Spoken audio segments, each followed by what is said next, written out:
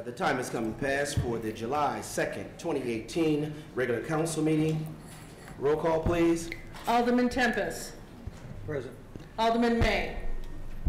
Alderman Velker. Here. Alderman Taylor. Present. Alderman Bolton. Present. Alderman Seager. Present. Alderman Mozio. Alderman Villalobos. Present. Alderman Newsome. Present. Mayor Cunningham. Present.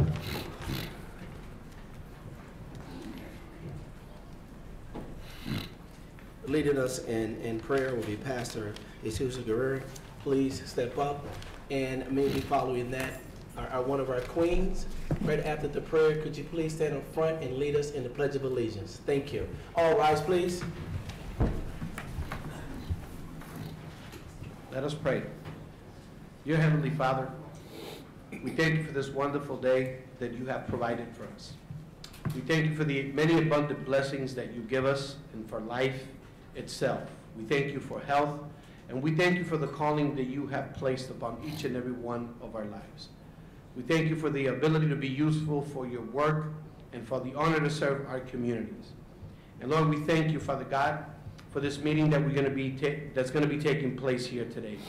We pray for our mayor, and we pray for our elected officials who are gathered here today, in particular for the assembled here, Father.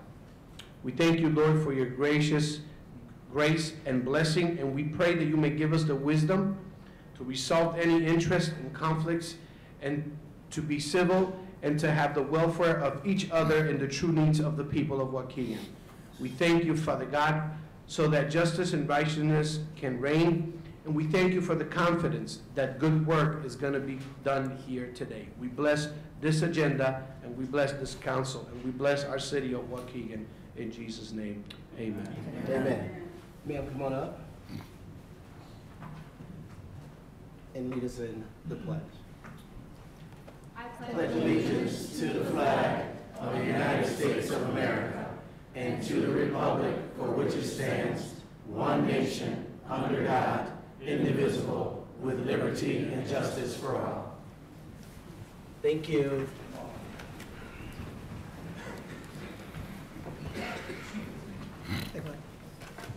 Mayor's comments.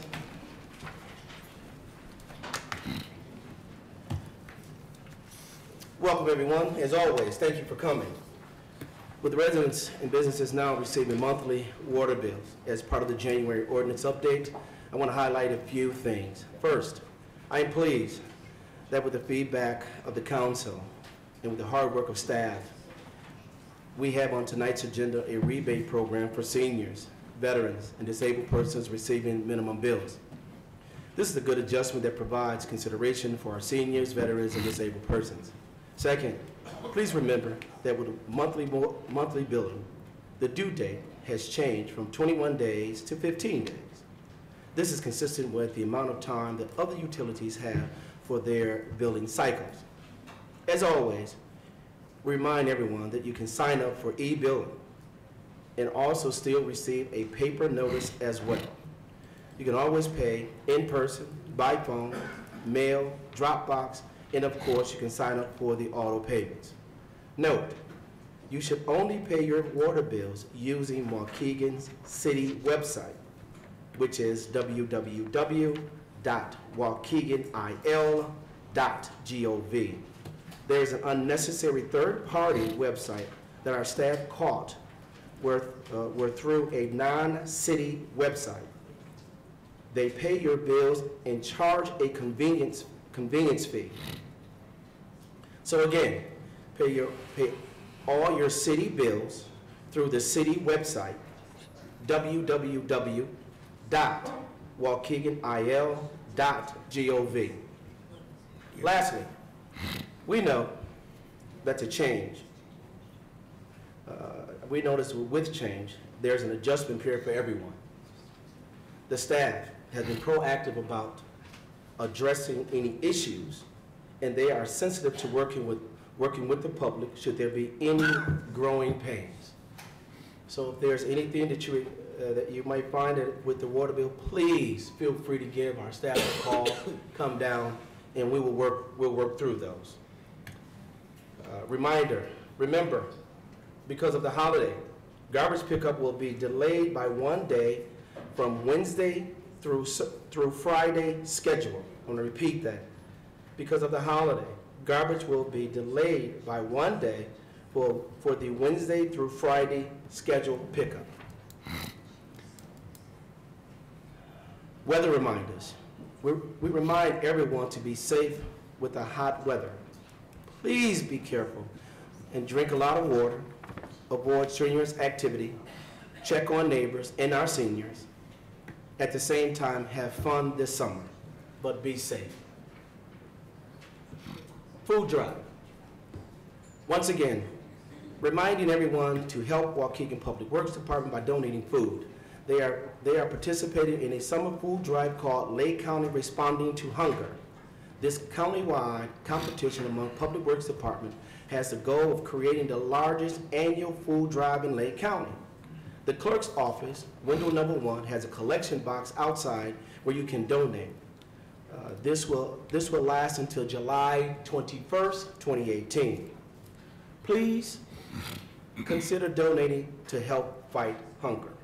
Recycling. We continue to remind residents that you can recycle tires and electronics at Public Works facility. 1700 Macquarie Road, starting at 7:30 a.m. to 4 o'clock p.m. Monday through Friday. I will add, the message is really not getting clear when it comes to putting things on our parkways, and that in the near future, we're going to be a little bit more aggressive of how we handle those who continue to drop these items on the parkway, particularly for these items that you can bring to Public Works to drop off. Tires without the rims, refrigerators, televisions, things of that nature. So feel free to give us a call. A list of recyclable items are available online and at City Hall. Do not leave items on the parkway. Upcoming events, fireworks. Join us for the 4th of July fireworks this Wednesday evening starting at 9:30 p.m. at the Waukegan Harbor. Scoop 2018. It's Friday, July 13th and Saturday, July 14th in downtown Waukegan. Scoop will include music at 3 stages, Scoop main stage, Taste of Caribbean, Gospel on the Beach, the car show Saturday morning, and Waukegan Days Carnival for children. Bring the whole family, enjoy Hot Rod Holiday. For more information, go to scoopwaukegan.com. Dance Showcase. Waukegan Arts Council is hosting the Lake County Dance Showcase on Saturday, July 21st at 6 p.m. at the Genesee Theater. Tickets are available through Arts Council members and eventbrite.com. Blues and R&B. Tri-State Soulful Sounds presents Blues and R&B on the Water at Steiner Pavilion on Sunday, July 15th. The venue opens at 3 p.m. and the show starts at 4 p.m. The Harbor's Edge hosts the Cool Jazz Concert and fundraiser for North Point Resource Center on Sunday, July 15th, starting at 3 p.m. 2018 Fire Chief Fishing. Shout out to the 2018 Illinois Fire Chiefs Educational Research Foundation, 2nd Annual Fishing Classic on August 4th from 5 a.m. to 11 a.m. at Waukegan's Harbor Marina. For these and other events, check out waukeganio.gov or hashtag Explore Waukegan. Presentation. Is Chief here? No, these are the ones right here, right? All right. I now want to invite up and recognize 5 young men and women who are doing the right things in Waukegan. Stephanie Guzman, Ricardo Retana, Angel Diaz Retana, Kelly Montoya, and Najarvis Lewis. Come on up. Where are we at? All right. I'm going to read just one, and these are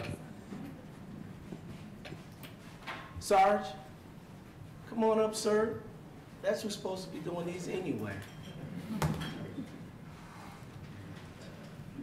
You want to just kind of briefly say what it is? Go to the mic right over here. Yes, sir. Thank you, sir.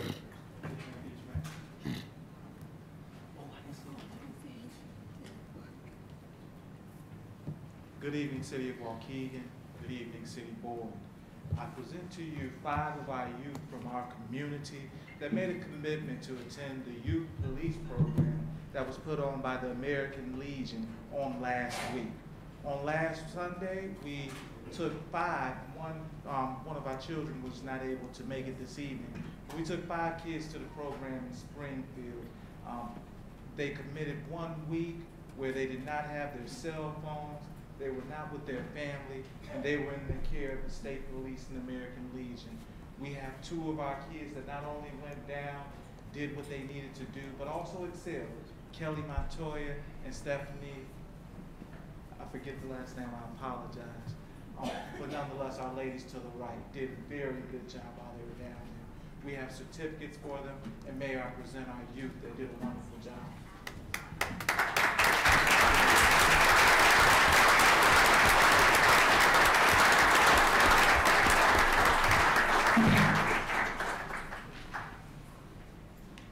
While they're handing out the certificates, go ahead, Lieutenant.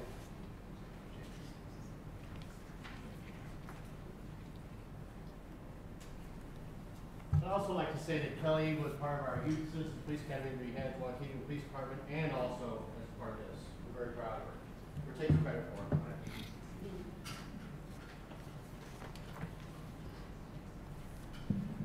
Because I need to be in the mic, oftentimes, our young men and our young ladies are not given the credit for what they do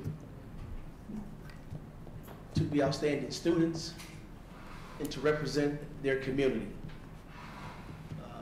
We've come up with what's called a Waukegan Proud Award because we are proud of these young men and these young ladies for what they do. And they do this just because. When there is something negative is going on with our young men and young ladies throughout this community, everybody talks about it. But when something positive happens for these young men and young ladies in our community, no one gets up and give them an attaboy or we're proud of you. So tonight, we are here to talk about these 5 young men and young ladies, about how proud we are for what they do just because. So congratulations, thank you, and you keep on doing it. It will pay off. God bless.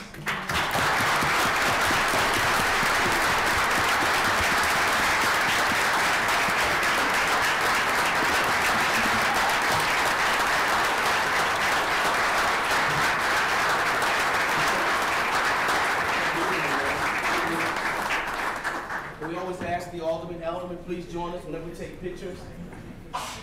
Bill, I'm all right this time. Yeah. Alderman Bolton, you're going to do that way a little bit.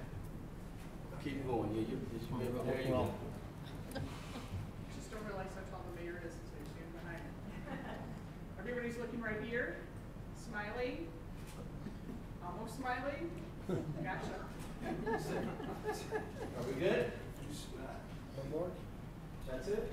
All right. Thank you. Appreciate it.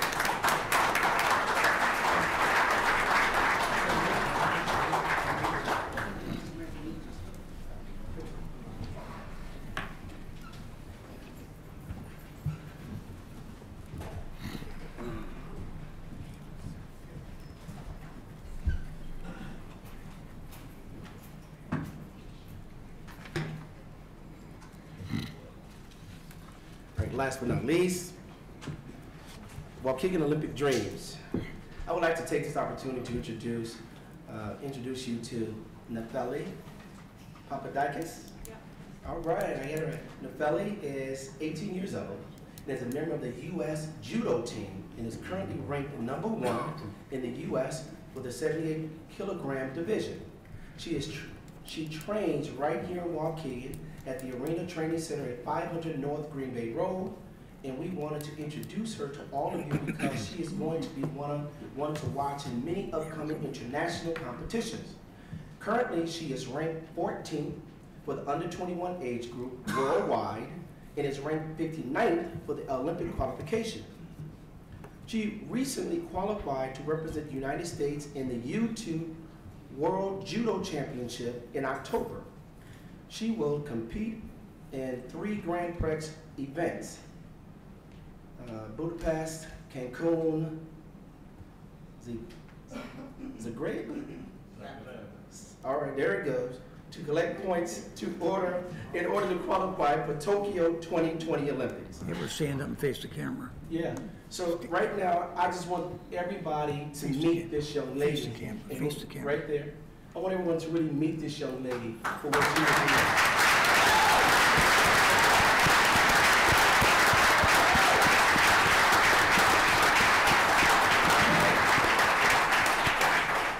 First of all, you probably would never know she does judo, right?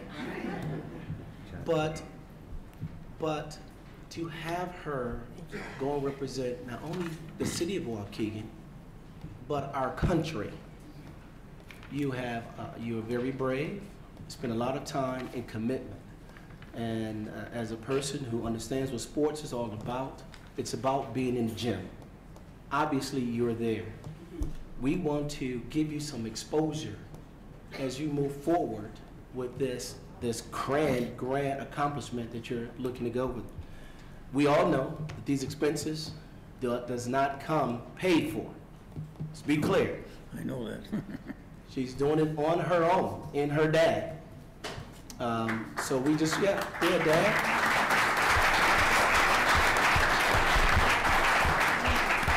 Senator Kelly, why don't you just say, about a couple of words and just tell us exactly what are you going to do when that time comes?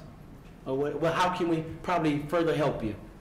Yeah, well, I just wanted to introduce myself to the community and actually invite anybody who's interested. Our website's arenatrainingcenter.com. I'm the head instructor. Me and my dad are co-instructors, co-owners. So, we train hard and we love what we do, and I think judo is really beneficial to the community in general, for our kids. I know when I was growing up, me and my older brother, after school, we went to practice every day, and we had like a discipline, and we learned so many things from it. I made so many friends all over the world. The best times of my life I've had doing this sport. So thank you, everybody.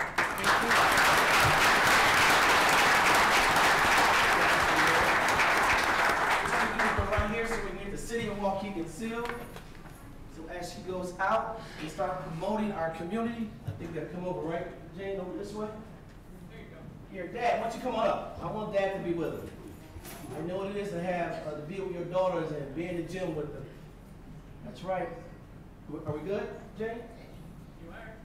We're looking here. We're smiling. All right. That's it. Congratulations and thank you for representing our community. Amen. Dad, thank you, man.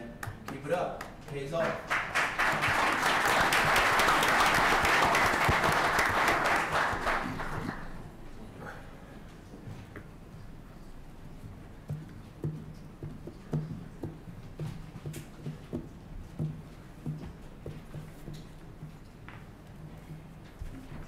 Everyone, I know next on there is, no it's not. All right, we're good.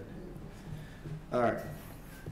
Item 2, motion by Alderman Newsom, second by Alderman Tempest to approve regular meeting minutes from June 18, 2018. Any questions to the motion? No. All those in favor? Aye. Motion is passed and carried. Motion by Alderman Tempest, second by Alderman Valco. Present resolution 18R-83 regarding release and non-release of certain minutes of executive session. Are there any questions to the motion? Roll call, please. Excuse me, Mayor. Alderman, I'm sorry. Do we think that any of these should be released? I guess my concern is that when these were talked about, they were talked about in private before litigation had come about or anything. I mean, I guess I'm asking for legal counsel here. Generally speaking, the Open Meetings Act says that you have to release minutes if the topics are concluded and there's no further specific need for confidentiality. So things like settlements, once the settlement is approved, the case is over with and the public is entitled to know or to have access to the information that led to the settlement terms, or the purchase of property as another example, or what underpins a union discussion. a number of things are sometimes discussed in closed sessions which are not released, and those often deal with personnel issues that have ongoing matters and things of that nature, or are highly personal and of the nature of that type. So we do look at this and try to interpret it as strictly in accordance with the Open Meetings Act as possible. But it is, whether or not to release any particular set of meetings is discretionary with the council. I go through and make a recommendation, but that's all I do. And so we're basing this motion on what was given to us, is what ones would be released and what ones are not? Yes. Okay. Correct. Any further questions to the motion? Roll call, please. Alderman Tempest. Aye. Alderman Velco. Aye. Alderman Taylor. Aye. Alderman Bolton. Aye. Alderman Seager. Aye. Alderman Villalobos. Aye. Alderman Newsome. Aye. All right. Well, this is the big one here. Motion by Alderman Taylor, second by Alderman Bolton, to adopt and present resolution 18-R-84 celebrating. Everybody here, it's a good day to be here. Celebrating 100th birthday. The Watha May Great House. Woo!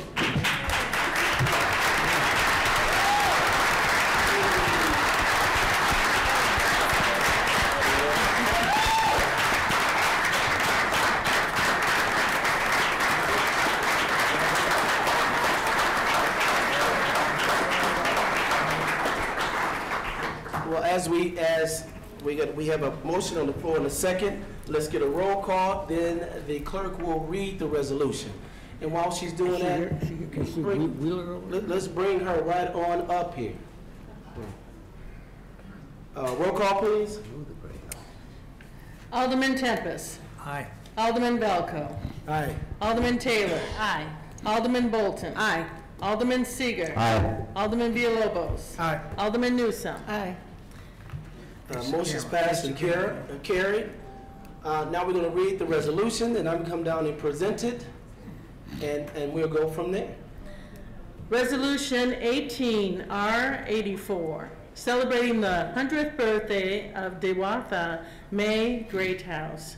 Whereas Dewatha May Greathouse, affectionately known as D, was born on July 4th, 1918 in Johnson City, Tennessee. And whereas Dewatha May Greathouse relocated to Waukegan, North Chicago area in 1957 and worked as a housekeeper down the line along the North Shore, as it was referred to back in the 1950s, 60s, and 70s. And whereas Dewatha May Greathouse was a member of Shiloh Baptist Church under the late Reverend J.N. Lightfoot, and later joined her husband, Collis Greathouse, at Mount Sinai Institutional Baptist Church under the care of the late Reverend W.D. Kilgore. And whereas Dewatha May Greathouse has served in many capacities at Mount Sinai Institutional Baptist Church, including Sunday school teacher, the Nurses Guild, the Senior Mission, and even helped make the robes for the young adult Sinai choir when it was first formed.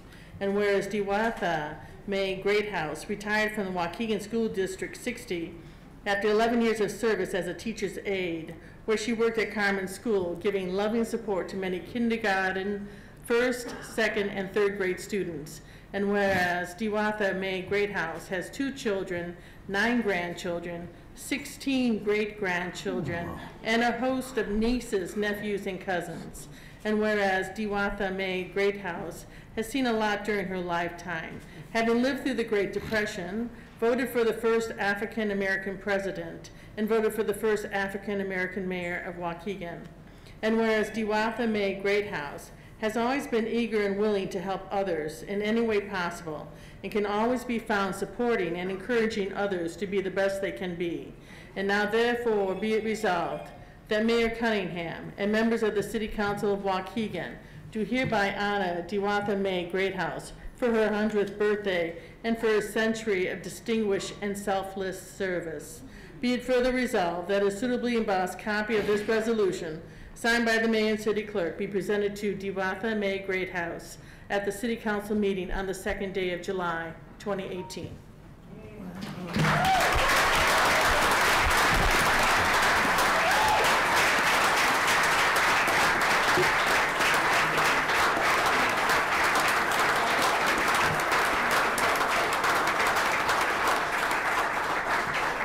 I went to the official birthday party yesterday. And when she saw me, she started speaking. I said, I have to give you the mic. So I'm gonna give you the mic again, then you can drop the mic. Here you go. I know you want to say something. I'm so glad to be here, and I thank you so much for inviting us.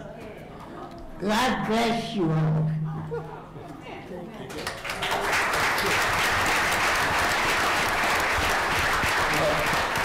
On behalf of the mayor, the entire city council, and the citizens of Waukegan, we present your resolution. Thank you for being a part of our community for 100 years. Yes.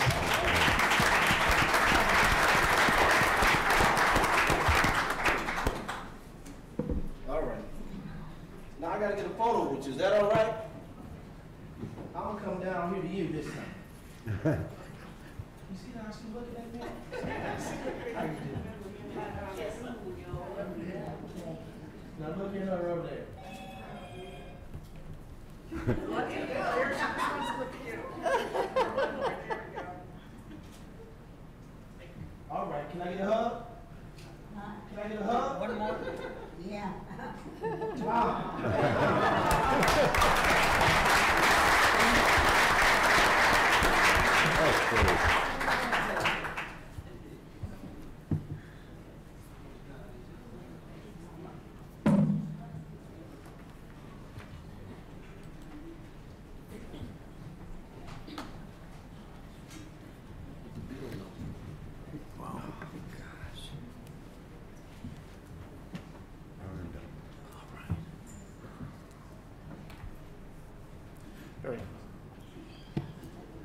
Motion by Alderman Bolton, second by Alderman Seeger, to adopt and present Resolution 18-R-85, authorizing the closure of the Amstead Highway on July 5th for the filming of Come As You Are.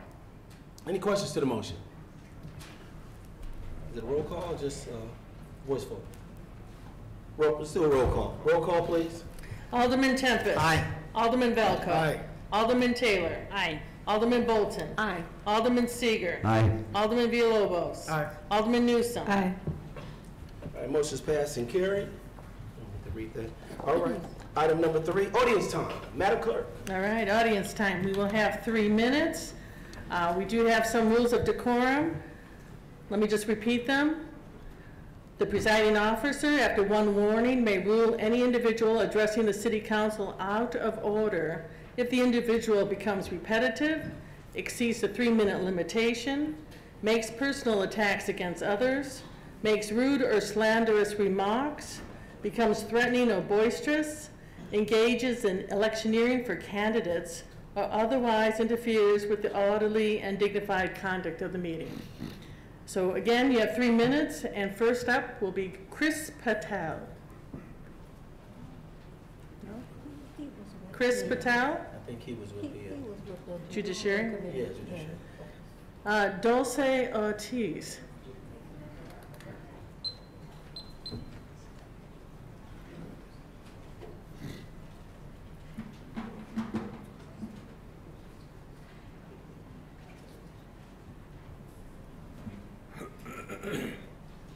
Good evening, everyone. My name is Dulce Ortiz, and I just want to say that it's an honor to address the mayor and city council. So, Mayor, you talked about how proud our youth make us, correct? It was very lovely to see all these young men and ladies doing some good work for our community. Well, I'm here to tell you about a man that I had a pleasure of meeting, a young man. His name is Julio Guzman. I met him when he began volunteering for Clean Power Lake County. And as any parent, I am proud, very proud to see this young man of what he has become and he's always ready and available to give back to the community in one way or another. This weekend, I had the pleasure of participating with my 8-month-old daughter at the Families Belong Together March Rally in Chicago. And it gave me so much hope to see such diversity, varying in age, gender, race, standing up for what we know it's wrong and immoral, the separation of undocumented babies and children from their parents. Our president has used divisive rhetoric to separate this country and ignite a fight within Americans, but we know better, and we must do better. We know that we must support and empower each other if we're going to stand up and fight for our most vulnerable. At the rally, I knew I was going to see familiar faces from Waukegan, and one of those was a young man, and that was Julio. And we all know that Waukegan is scarce when it comes to young professionals. Once they graduate, they get better jobs in other cities or states, which leads them to move to other cities or states. And it's not common for those that do stay in Waukegan to become involved in their community, especially in the political arena. I can attest that Julio breathes and lives Waukegan. He truly loves this city and truly wants to make a difference in our community. I can remember when he first started engaging with elected officials, he would tell me how he met so-and-so and how it was a great conversation, and his eyes would just light up as he was telling me the story. If you met Julio, you know that he's a very intelligent, kind, warm, and humble young man. I am here today to say that as experienced servants in our community, it is not only our job, but it is our duty to empower the next generations. It is our duty to support our minority young men and young women. All across the country, we see the tides are changing. We see that our youth are not blind to the socioeconomic and environmental injustices in this country and in this world. They are the change we seek, and we will not be here for long. We need to pass the torch and be good role models and mentors to our youth. I ask you, what should we expect from our young leaders if we're the ones that are breaking them down and disempowering them? I believe that we can be better at this. We can be better role models, mentors, and counselors to our young kids. Thank you. Thank you. Thank you, Ms. Dulce.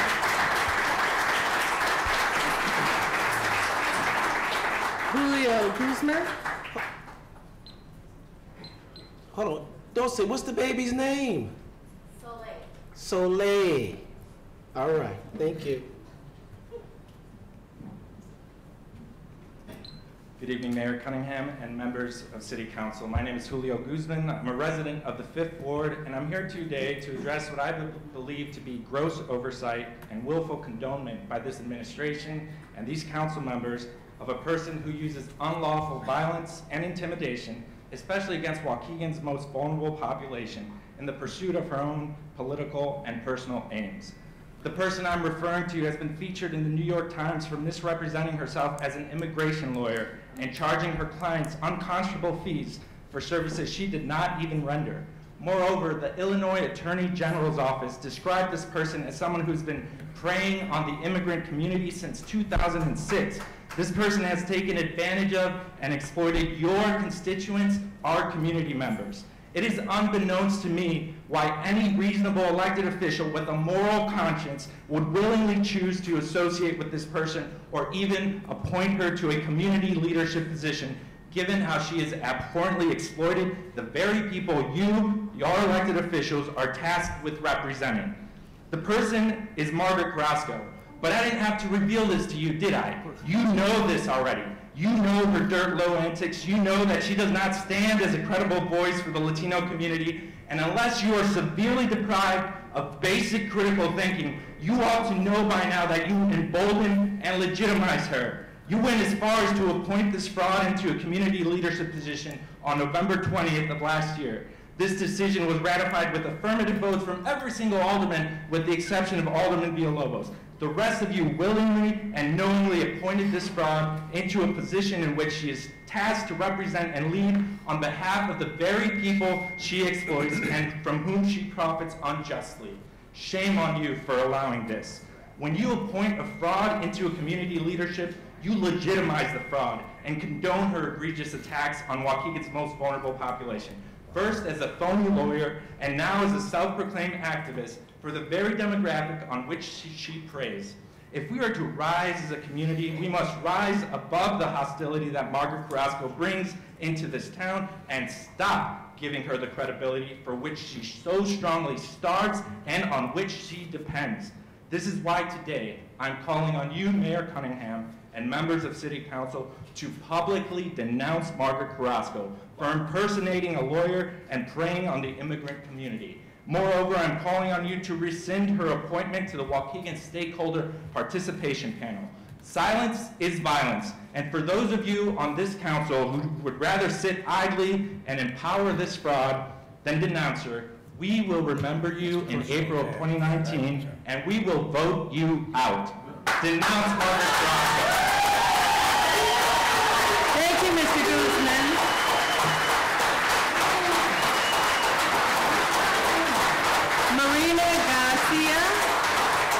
Maria Garcia.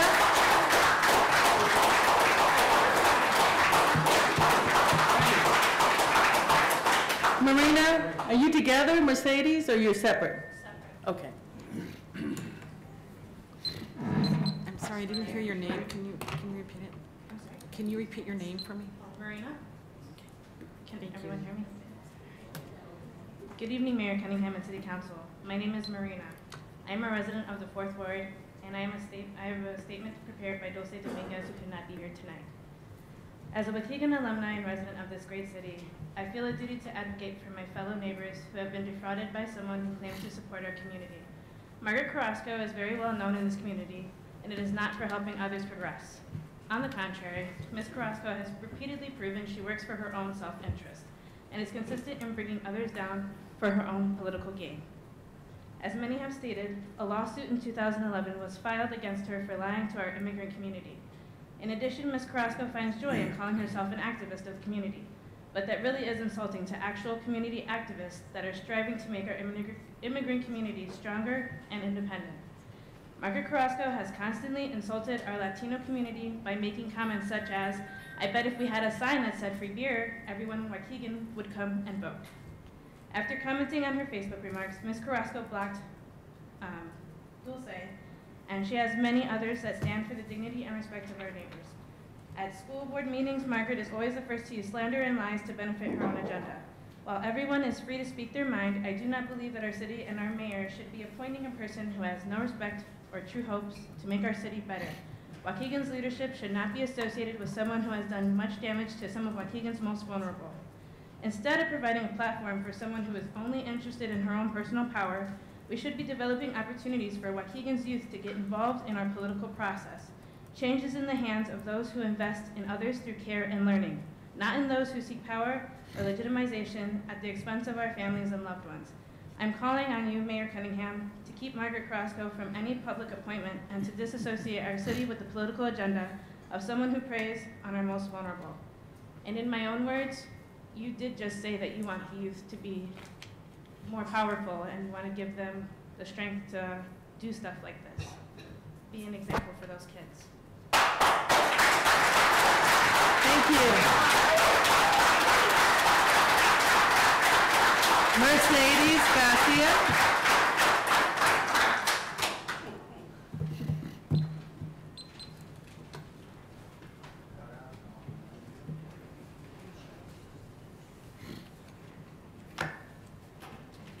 Good evening. Good evening, Mayor Cunningham and City Council members. My name is Mercedes and I am a resident of the 4th Ward. I am reading a statement prepared by Chris Rode, who cannot be here tonight. My name is Chris Rode and I am a 3rd Ward resident. In these times, I find it more prudent than ever that people engage in the political process. Still, there are people who choose to organize, march, speak out, and run for office in our admittedly flawed system. Unfortunately, there are people who engage in this process who have far more nefarious intentions. They see weakness and vulnerability as an opportunity to increase their personal interests and prestige. There are members of this council that have allowed people like this into their circle of activists. Granted, these characters are effective in what they do. They certainly motivate some people, but they also intimidate others through threats, intimidation, and bullying. These types of people may get you some votes, but they also damage the legitimacy of your position. As elected leaders, it is your duty to represent all of Waukegan. According to the U.S. Census Bureau, 55% of Waukegan's population identifies as Hispanic or Latino. While this demographic is the majority, these voices are typically silent in our community. There are a number of reasons why this is, but we have to all admit that being intimidated and scared is certainly one. We cannot allow the disenfranchisement of so many of our neighbors. Let us be honest. There is no Waukegan without the Latino community. At this point, I must demand that any person who engages in these tactics be publicly disavowed from any campaign or administration. As elected leaders, you cannot allow yourself to be associated with such tactics. It is not only damaging your credibility, but it also damages the demographic process of Waukegan. Politics are a nasty thing these days, but for an elected leader to allow themselves to be associated with intimidation and manipulation would show a failure of good judgment on your behalf. Please do the right thing and end your association with people that represent the worst part of our democracy. This is the end of Chris's statement. But I would like to emphasize his point about disassociating yourselves from certain characters who damage the legitimacy of your positions.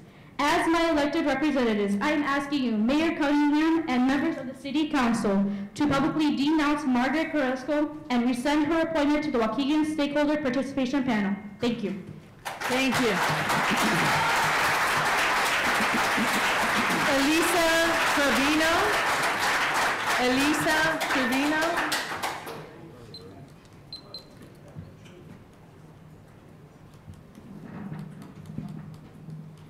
Good evening, Mayor Cunningham and City Council members. My name is Elisa Trevino. I'm a proud lifelong resident of Waukegan, currently living in the 3rd Ward, where my husband and I reside with our 2-year-old daughter. This is my first time speaking publicly at a City Council meeting, and while I'm grateful for the opportunity, I find it outrageous that I even have to address you all about a particular community member, which the majority of you willfully enable to the detriment of our community. Waukegan is a community rich in diversity of income and ethnicity. It is also very noticeably a community of immigrants, many of them Latin American, and some undocumented. These demographic differences are for which to be proud and celebrated, not to be preyed upon. Unfortunately, this is not the case. Our city is plagued by an individual who lacks a moral compass, who would rather destroy immigrant families and exploit ignorance rather than correct it.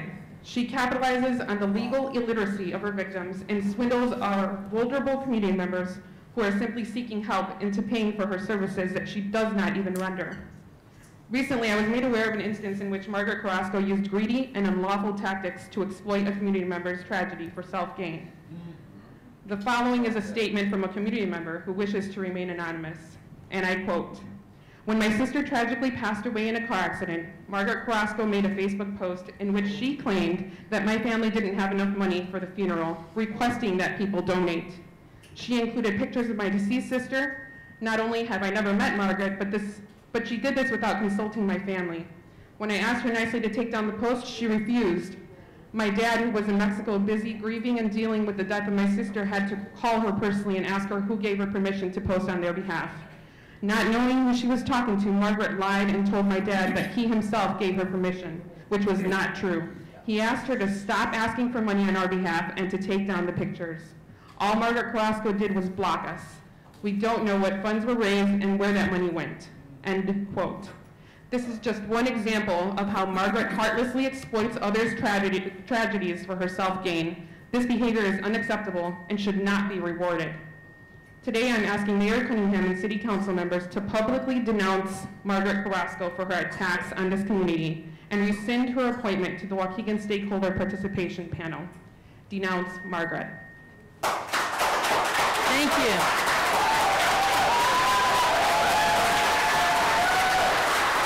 Les Defner.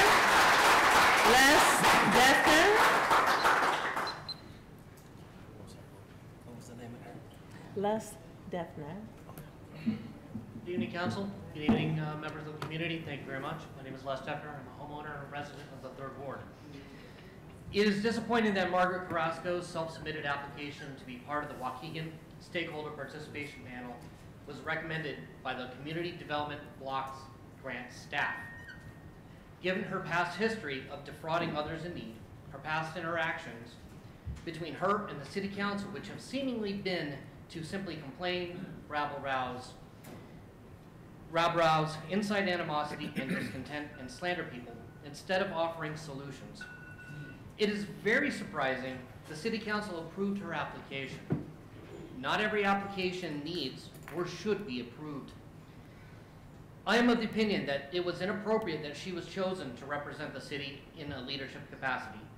Ms. Carrasco may have many fine qualities, but as a citizen of Waukegan, I have yet to see them on display. As a former military member and a veteran, I know what leadership looks like. I know what it means to serve. While her past claims of being a lawyer are just that, in the past, this matter is ultimately a question of character. How do we want those who represent our city? What message are we sending to our youth? It is my request that this council rescind her appointment at the next city council meeting and delegitimize the methods, tactics, and approaches Ms. Carrasco uses, until such time as she can consistently demonstrate publicly a more positive image of Waukegan's residents. She should not be participating in this panel. I'm quite confident there are other, more deserving and qualified community leaders who are capable of the position and its duties. Thank you for your time. Thank you. Thank you. Jackie Herrera-Garan. Jackie Herrera-Garan.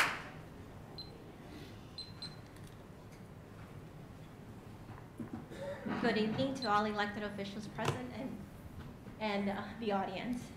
My name is Jacqueline Herrera Giron, and I am here today on my own account asking the elected officials to reconsider a decision that they've already made in light of the accounts that I'm about to share with you. If many of you know me, I came to the little town of Waukegan from El Salvador, teeny little country in Central America, at the age of 6. So Waukegan is home for me. This is the town that I love. And after several months of not coming to city council, today I felt compelled to do so. I felt it was a duty for me to be present and share experiences of clients that have come before me and share their stories and have given me documents that have been filed on their behalf, erroneously in error. That said, I learned that City Council has entrusted Margaret Carrasco to be head of a stakeholders participation panel. And it shocked me and it concerned me. I felt compelled to be here today and to share what I have seen and what I myself have experienced with clients that have come to my office. On several occasions, I had clients who brought to me petitions that were filed before USCIS, the Department of Immigration, for asylum claims that were bogus. Individuals that, family members who came crying to my office, letting me know that their relative was deported because a petition was wrongly filed. In my position as a trustee of the library, there was reports by patrons of the library that Margaret Carrasco was using the library to tell patrons of the library that she was participating in a housing project where she would help people loan money and enter into contracts for an option to purchase. Margaret was then banned from the library because she was using the library to engage these individuals in signing these option to purchase contracts while at the library. Before we started this audience time, we heard about all the great things that the city of Waukegan is doing. And it breaks my heart to talk about the bad things that are happening in Waukegan. But I hope that as elected officials, you will reconsider the appointment that you have made. You will think about these accounts and the facts that have been brought before you. Thank you, Ms. Herrera. Thank you.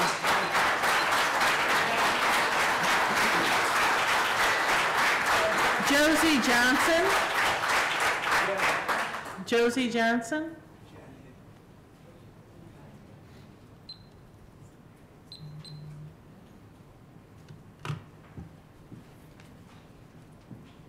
Hello, everyone. This is Najira, this is Najai. These are my grandchildren. They were burned out of their home June 5th, out of their control. They lived on the first floor and a family on the second floor. Small child was playing with matches. From June 5th to me standing right here, I had one person called to check on my children, Mrs. Sylvia, in the first ward. I've been to every agency in Lake County to get assistance. They will be homeless tomorrow living in a hotel. We have exhausted our funds. I am born and raised in this city and I gave back to my community. I cannot get any assistance.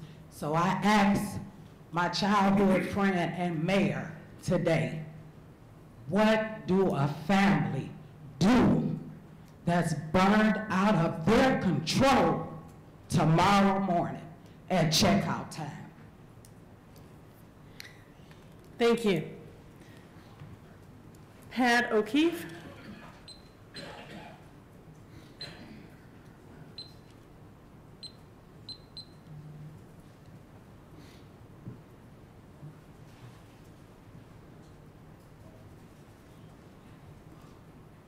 Thank you, Mr. Mayor and City Council and City Clerk for the chance to speak, and fellow citizens paying attention.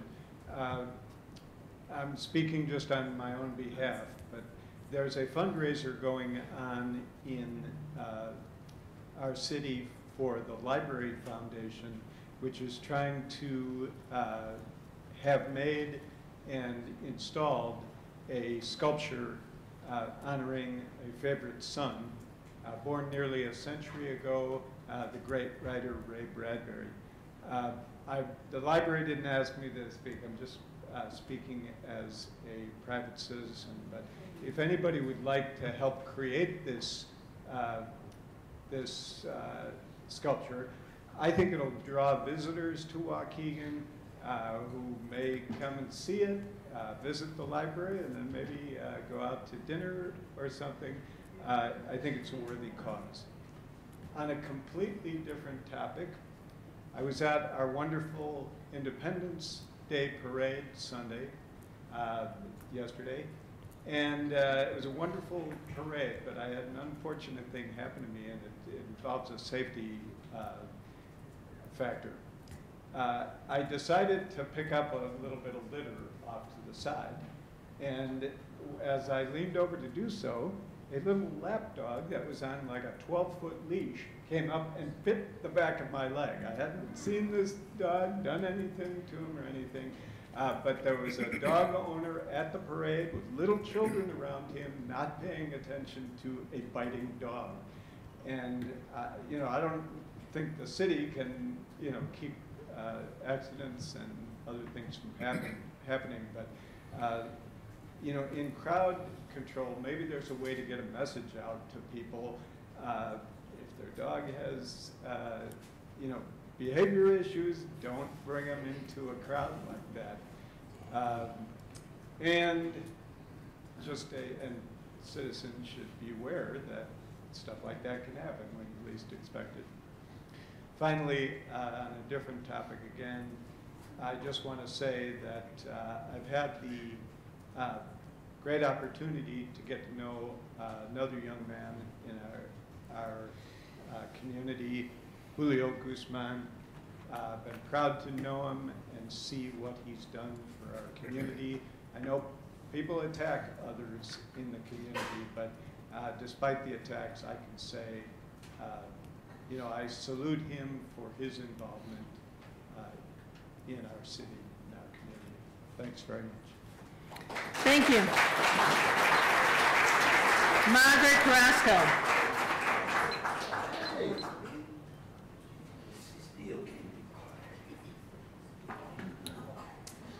Good evening. Tonight, I would like to nominate another young man for Waukegan Proud. I'm not even sure what his name is. He is one of the many young beach rangers that are every single day on the beach cleaning up. I have seen him on numerous occasions. He is just so dedicated and hardworking, and I really think he should be considered for the award. Next, I would like to thank all the individuals who were involved, helped organize, Waukegan employees that made it happen this weekend for so many wonderful events. Friday night, first of all, the beach was packed, and next, the 80s reunion, which was a really fabulous weather and everything. Saturday was the inauguration of the first Mexican cultural dance studio. Sunday was the parade. Despite the weather, people were there and everyone had a great time. And this is just a taste, I believe, of the many great upcoming events coming to the city of Waukegan. Third, to all those full of hate, envy, slandering me, I say God bless.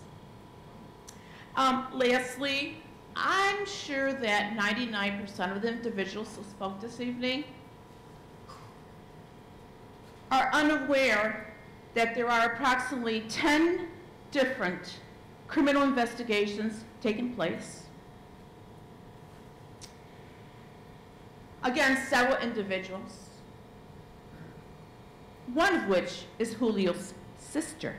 So you see what it's all about? I invite you, I have a copy of the complaint, and if anyone would want a copy, I would be more than happy to provide. Excuse me, Ms. Carrasco, Yes. hold the time. Ladies and gentlemen, we have a decorum. Please, those who are speaking, they listen to you. Now it's for you to listen to them. Please, thank you.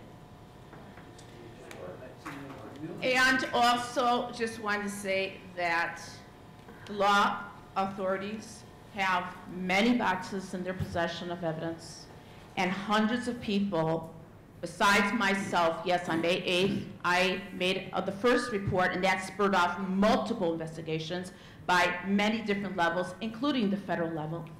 And so much evidence had been provided for them to take the case. So I just want to share that. Thank you very much.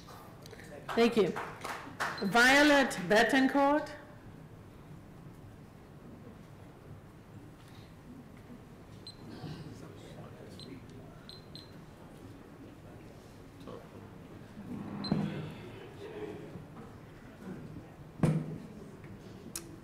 Hello and good evening, everyone. My name is Violet, and I am Miss Zion, Illinois. You may be wondering to yourself why a pageant queen is here. So before I commence to talk about my agenda, I wanted to tell you a bit about myself. I grew up here, just as much as I grew up in the city of Zion. I am a graduate of ZBTHS and COC, and my plan is to change the world. To change the world with my smile, beauty, but first and foremost, my voice. Contrary to popular belief, being a queen takes hard work and responsibility. And my platform that I chose to represent and advocate for is mental health awareness. Did you know that according to the National Alliance of Mental Illness, 1 out of every 5 children in America from the ages 13 through 18 will suffer from some sort of mental health disorder? I am not ashamed that I too see a therapist and a psychologist, and I have fought my own battles, and I speak from experience and tell you that the stigmas of mental health should be broken. Anyone can go through this, even a queen. I have partnered with North Point Resources in Zion, a nonprofit facility for people with mental health disorders as well as intellectual and developmental disabilities.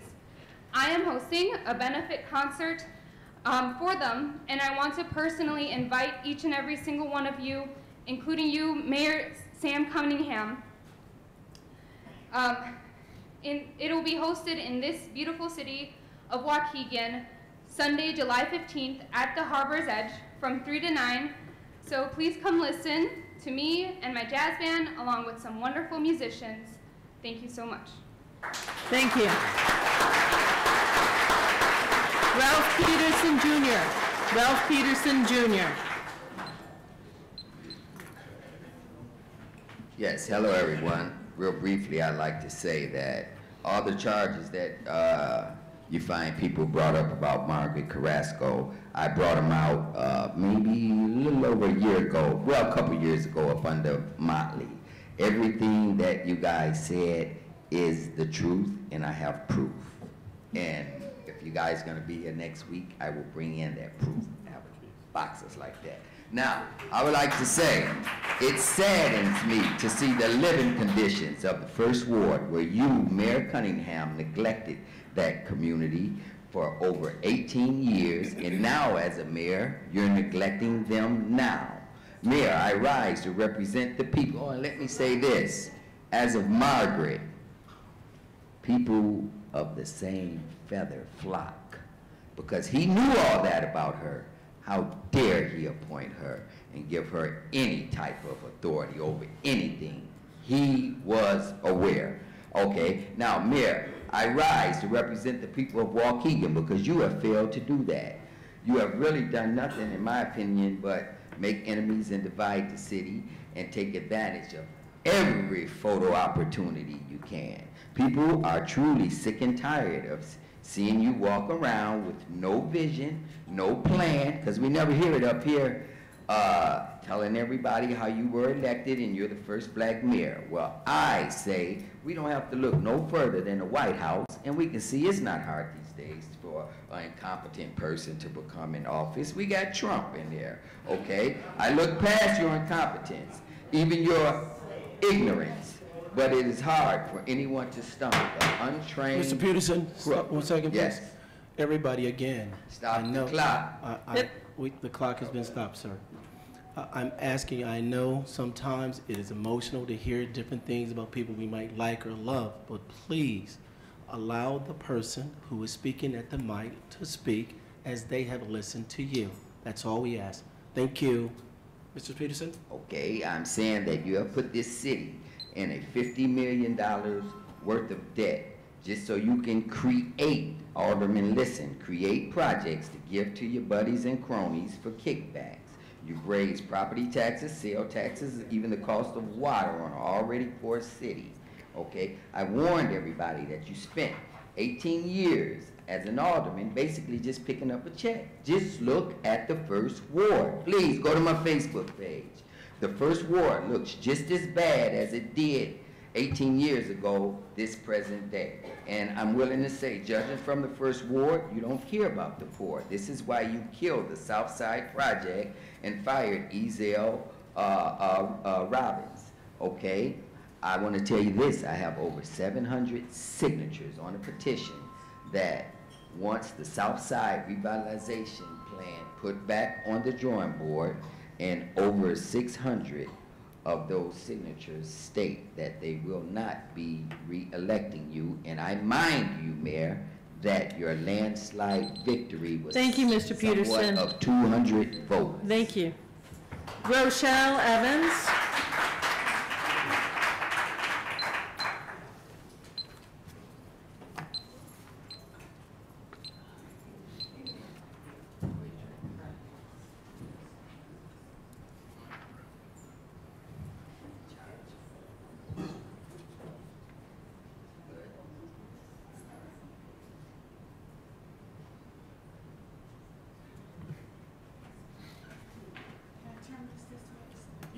Yes, you can. We want facing the camera anyway. It was supposed to be like that anyway. Yeah, so in the future, for those who come and speak, because it is broadcasted through on Comcast Channel 17 on Sundays starting at 7, we need for everyone really facing the camera. Ralph, you should have been helping us out with that, man. You do this all the time. You keep me busy.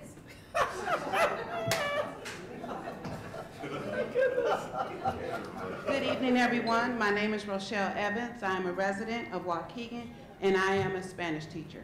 Buenas noches a todos. Mi nombre es Rochelle Evans. Soy un residente de Waukegan y soy una profesora de español. I had approximately 10 years of learning Spanish, 4 years in high school and 4 years in college, and later took refresher courses and cultural classes. Tuve aproximadamente 10 años aprendiendo español, 4 años en la escuela secundaria y 4 años en la universidad. Y luego tomé cursos de actualización y clases culturales. I am here today to invite all of you to the grand opening of my business, Flip Street Linguist. Estoy aquí hoy para invitar a todos ustedes a la gran apertura de mi negocio, Flip Street Linguista. Saturday, July 14th, 2018, 10 a.m. to 12 p.m.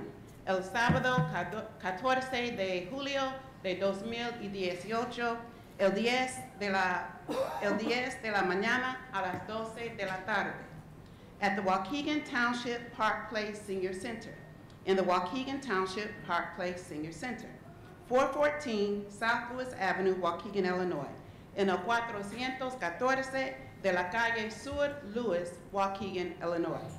I will not only teach you to speak Spanish, but to read and to write as well. No solo te enseñaré a hablar español, pero también a leer y escribir. I have flyers if you are interested, and it has my contact information on it. Tengo folletos si están interesados, y allí tiene mi información de contacto. Mayor, I am prepared to teach the employees in the city of Waukegan.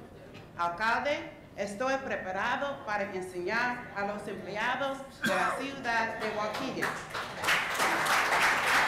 To include the firemen, policemen, doctors, nurses, teachers, city officials, and more. Para incluir los bomberos, policías, médicos, enfermeras, maestros, funcionarios de la ciudad y más. And without a doubt, you will be my first client.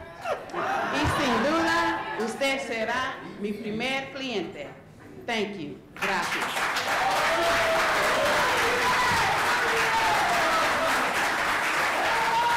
Thank you. Thank you. Mayor, that concludes the audience time. Thank you. You didn't write your name on it. I was here. I'll need 3 minutes.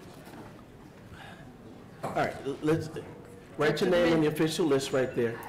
Oh, that's not our responsibility, Mr. McLemore. Where were you? Yeah. So anyway,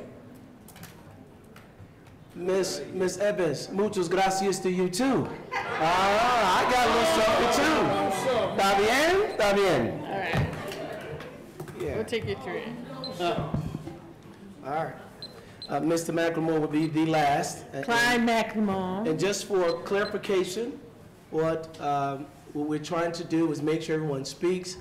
While he did not write his name while I was at the beginning, he often comes. He came and asked the clerk, and we granted that permission. We often will do that, okay? Right, thank you. All right, so it's just the audience to understand. I appreciate y'all following the law because as I remember, the policy went as long as public was out that you could still sign your name. First of all, my name is Clyde McLemore, and I'm the founder of the chapter of Black Lives Matter Lake County. It's a hard act to follow. My sister, I'll join your class just to learn Spanish. You know what I'm saying?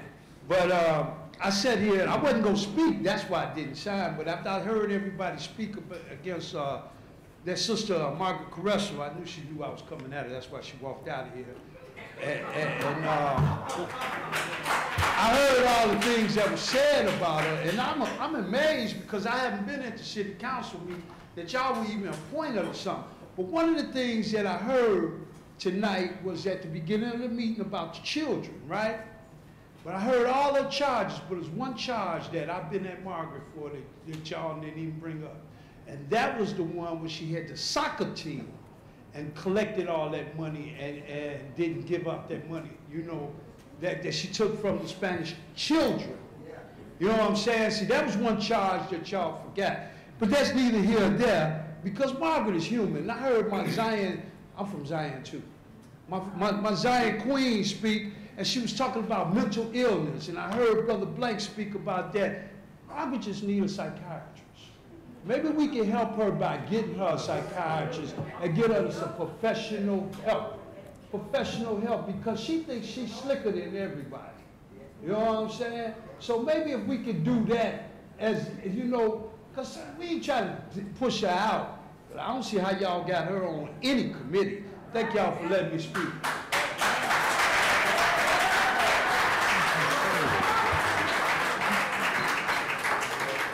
Okay.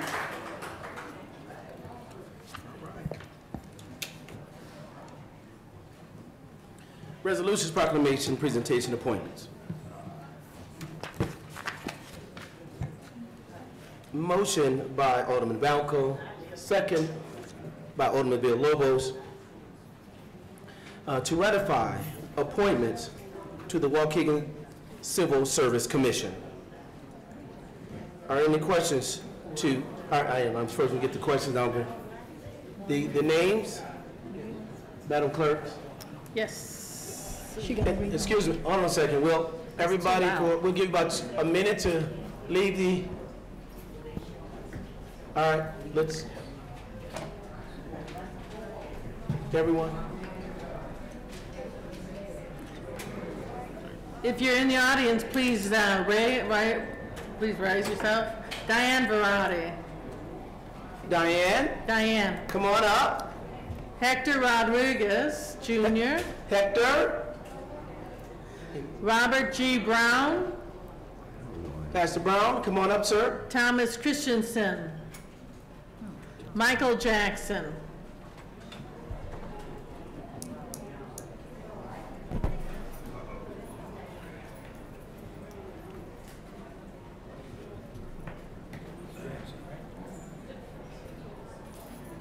And for those who do not know, we're going to remind you, we had a Civil Service Commission, was traditionally over the last, how many years, Bill? 40, 50 years, longer than that. 50, 60. About 60 years, that it consisted of just 3 appointed Civil Service Commission. We revised an ordinance based on other cities where we increased it from 3 to 5. Part of that 3 to 5 was also included, it must be a female a part of that Civil Service Board. Now Diane won't be silent, I can tell you that much. And the individuals that I think we have selected, not only they grassrooted in Waukegan, 2 of them are former police officers, Mr. Michael Jackson, and one is a former firefighter, Mr. Tom Christensen. So, and then we have Diane, I mean, she's been on, I can't even begin to start naming the things she's been a part of. And Pastor Brown had lived in this community along with his family, the Brown family. I'm not going to tell the number of years, but we have individuals who are going to give you what we think is the best candidates to serve and protect our communities. And tonight, while those might not think, this is a very special night. We are embarking on history here by moving from 3 to 5, including a diverse group, but more importantly, they are about Waukegan. And I'm here to tell you, these individuals will fight for Waukegan harder than any mayor or alderman ever because they live it. And for that, we appreciate you. We thank you for this. It's going to be a very difficult process, and I think we have, is that right, Chiefs? Are my Chiefs here? Yes. Chiefs, we got the application process coming Up next month, so, August 6th, to the fire department. So they're going to work right away. So ladies and gentlemen, we have a motion on the floor, and there's been a second. Are there any questions to the motion? Roll call, please. Alderman Tempest. Aye. Alderman Valco. Aye. Alderman Taylor. Absolutely aye. Alderman Bolton. Aye. Alderman Seager. Aye. Alderman Villalobos. Aye. Alderman Newsom. Aye. The mayor's eyeing too, so the ayes have it. Motion's passed and carried. Congratulations. Hey, hey, hey.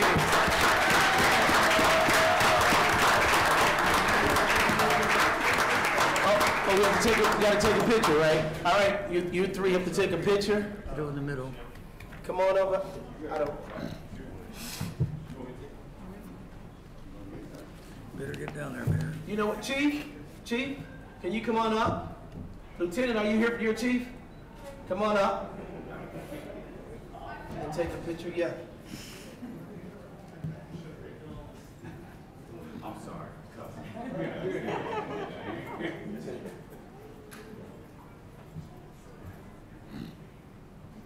No, just you want to take pictures, but it's your job.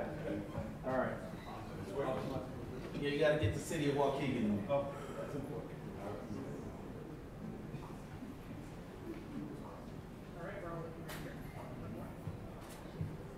We got some more? We got some more? Yeah, we did. All right. I got to go home with her.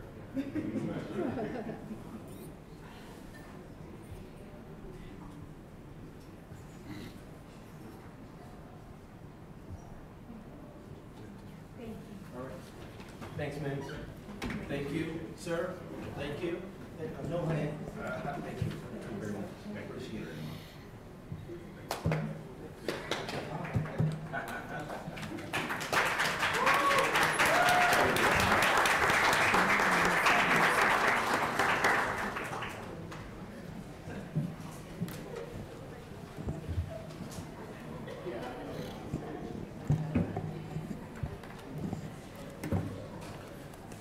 Motion by Alderman Villalobos, second by Alderman Newsom, to approve resolution establishing rebate program for seniors, veterans, disabled persons receiving minimum monthly water and sewer bills. Are there any questions to the motion? I have some. Okay. You know, Alderman Taylor. I was not here for the last meeting when this was discussed, but one of my concerns with this, it's not that I don't want seniors, veterans, and disabled people to have this, but what I'm afraid of is really what the problem here is that if you don't use that much water, your bill went up substantially. So my question is, why do we not, now that we've gone to monthly billing, why don't we just cut that bill to the third that it should have been, rather than isolating certain people to get it and they have to apply for it? Yeah. Because this affects areas and things that we haven't even thought about. That's right. For instance, there are homeowners associations that use watering systems that now the HOA fees would have to go up to cover that. Just little things like that. I'm thinking it could be done a little bit better than isolating certain groups and to make them have to apply for it. That's just my thoughts. You know, I can answer that one. One of the things that came out initially when we passed it, these were some of the immediate feedbacks, so we moved on those. As you said, we want to go through a process. If there's other things that come up with that, as you said right now, we will then look at those and move forward. Any ordinance that we move, particularly when we're changing things from 10, 20, 30 years, as we move forward to kind of update, there are some things we're going to miss. Those are just ordinances, that's what they are. My suggestion is to go ahead and move with this. As you come up not only with the things you talk about today, I'm almost certain Alderman are going to come back, and as you go into your wards, there are going to be other ideas that we can come back and make those adjustments. And that just won't be for this particular issue, but it'll be for different ordinances that we will look to improve. So while I appreciate that, I like to move on these because these were immediate feedback that we received from the alderman and from citizen. That's why I'm addressing them today. And that's the reason we're moving now. But Alderman Taylor, would love for you to, with those ideas, and there's any others that we have, let's try to get a more collectiveness so we can do it like at a one-stop shop. But well, that's what I'm afraid of, is we're doing this, but like, okay, for instance, any single person that's not using this amount of water, why would we just not make it so that we cut their bill by and made it what it should have been, a third of what the 3-month or quarterly billing should have been, rather than just only isolating certain people? Because for all I know, there's a man or woman out there that lives alone that doesn't qualify for any of these but is being overbilled. I think maybe we're kind of rushing into this, and it's only been 2 weeks since we discussed it. Well, I don't know, that's just a personal thing. And I agree. And because of the immediate feedback we received from this particular group, and it can be validated through a process the county is already using when it comes to taxes and things, that's why we chose to move on this right away. I am beyond all of us, from Juan, myself, and Dr. Schwab, we're very open to many, and we understand it's probably going, but I just wanted to move because it's going to affect them right here and now. So that's should the the others just petition then, or, I mean, do we bring that back? Yeah, let's do some, let's gather some more information. I know that's one. And you just brought up some tonight, the homeowners association, who is separate and apart from individuals. So I'd rather do a collective over the next 6 months, to see exactly what all we have with this. We know we had to go to the monthly. We do know that. We know we had to do something, so we acted on that. Identified something that came up with our seniors, disabled, and our veterans, and it can be validated. They're actually getting those through their property tax, what's on there. So that's why we're able to move on that right away. But I'm telling you not to hold off on that idea.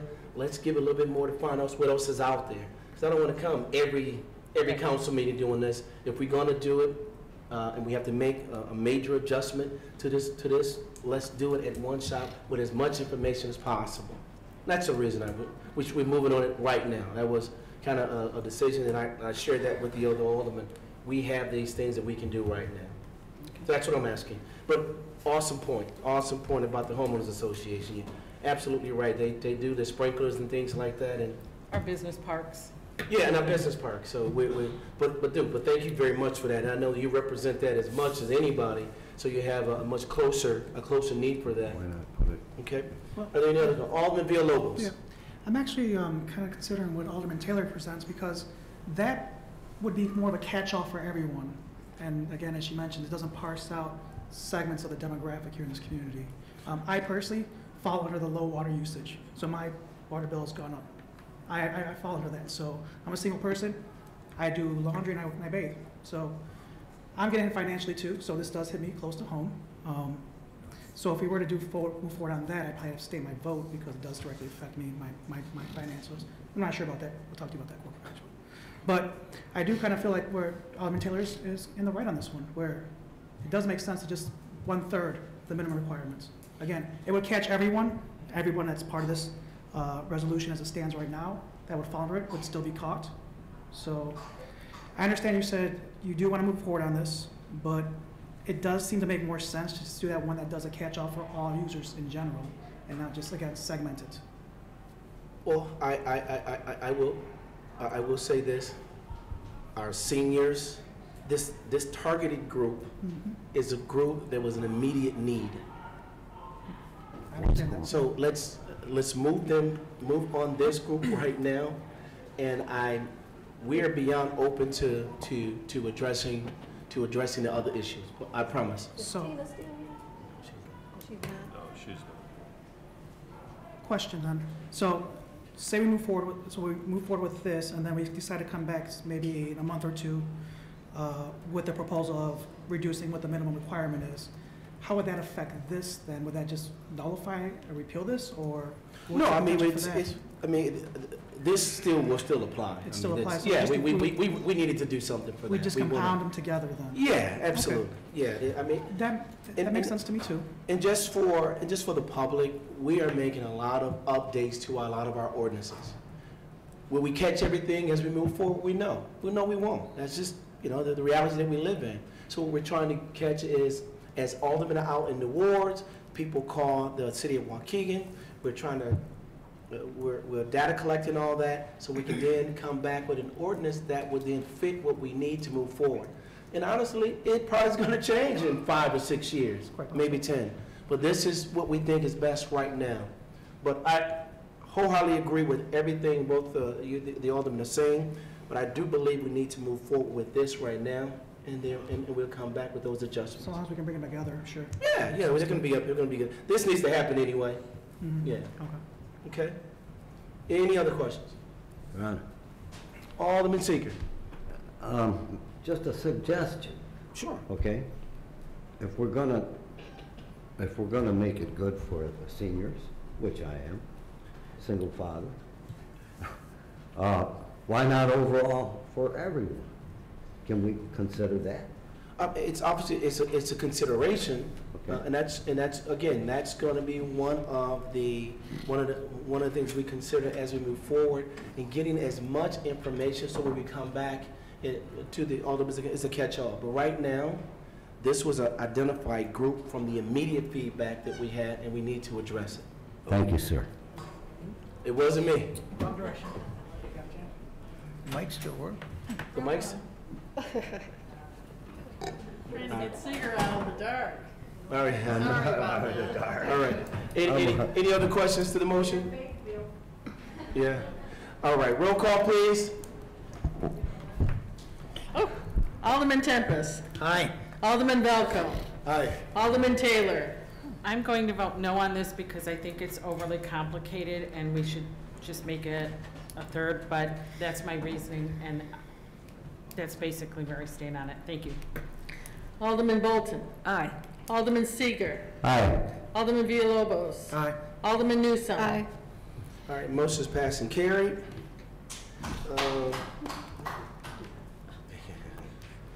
Thank you. We got one.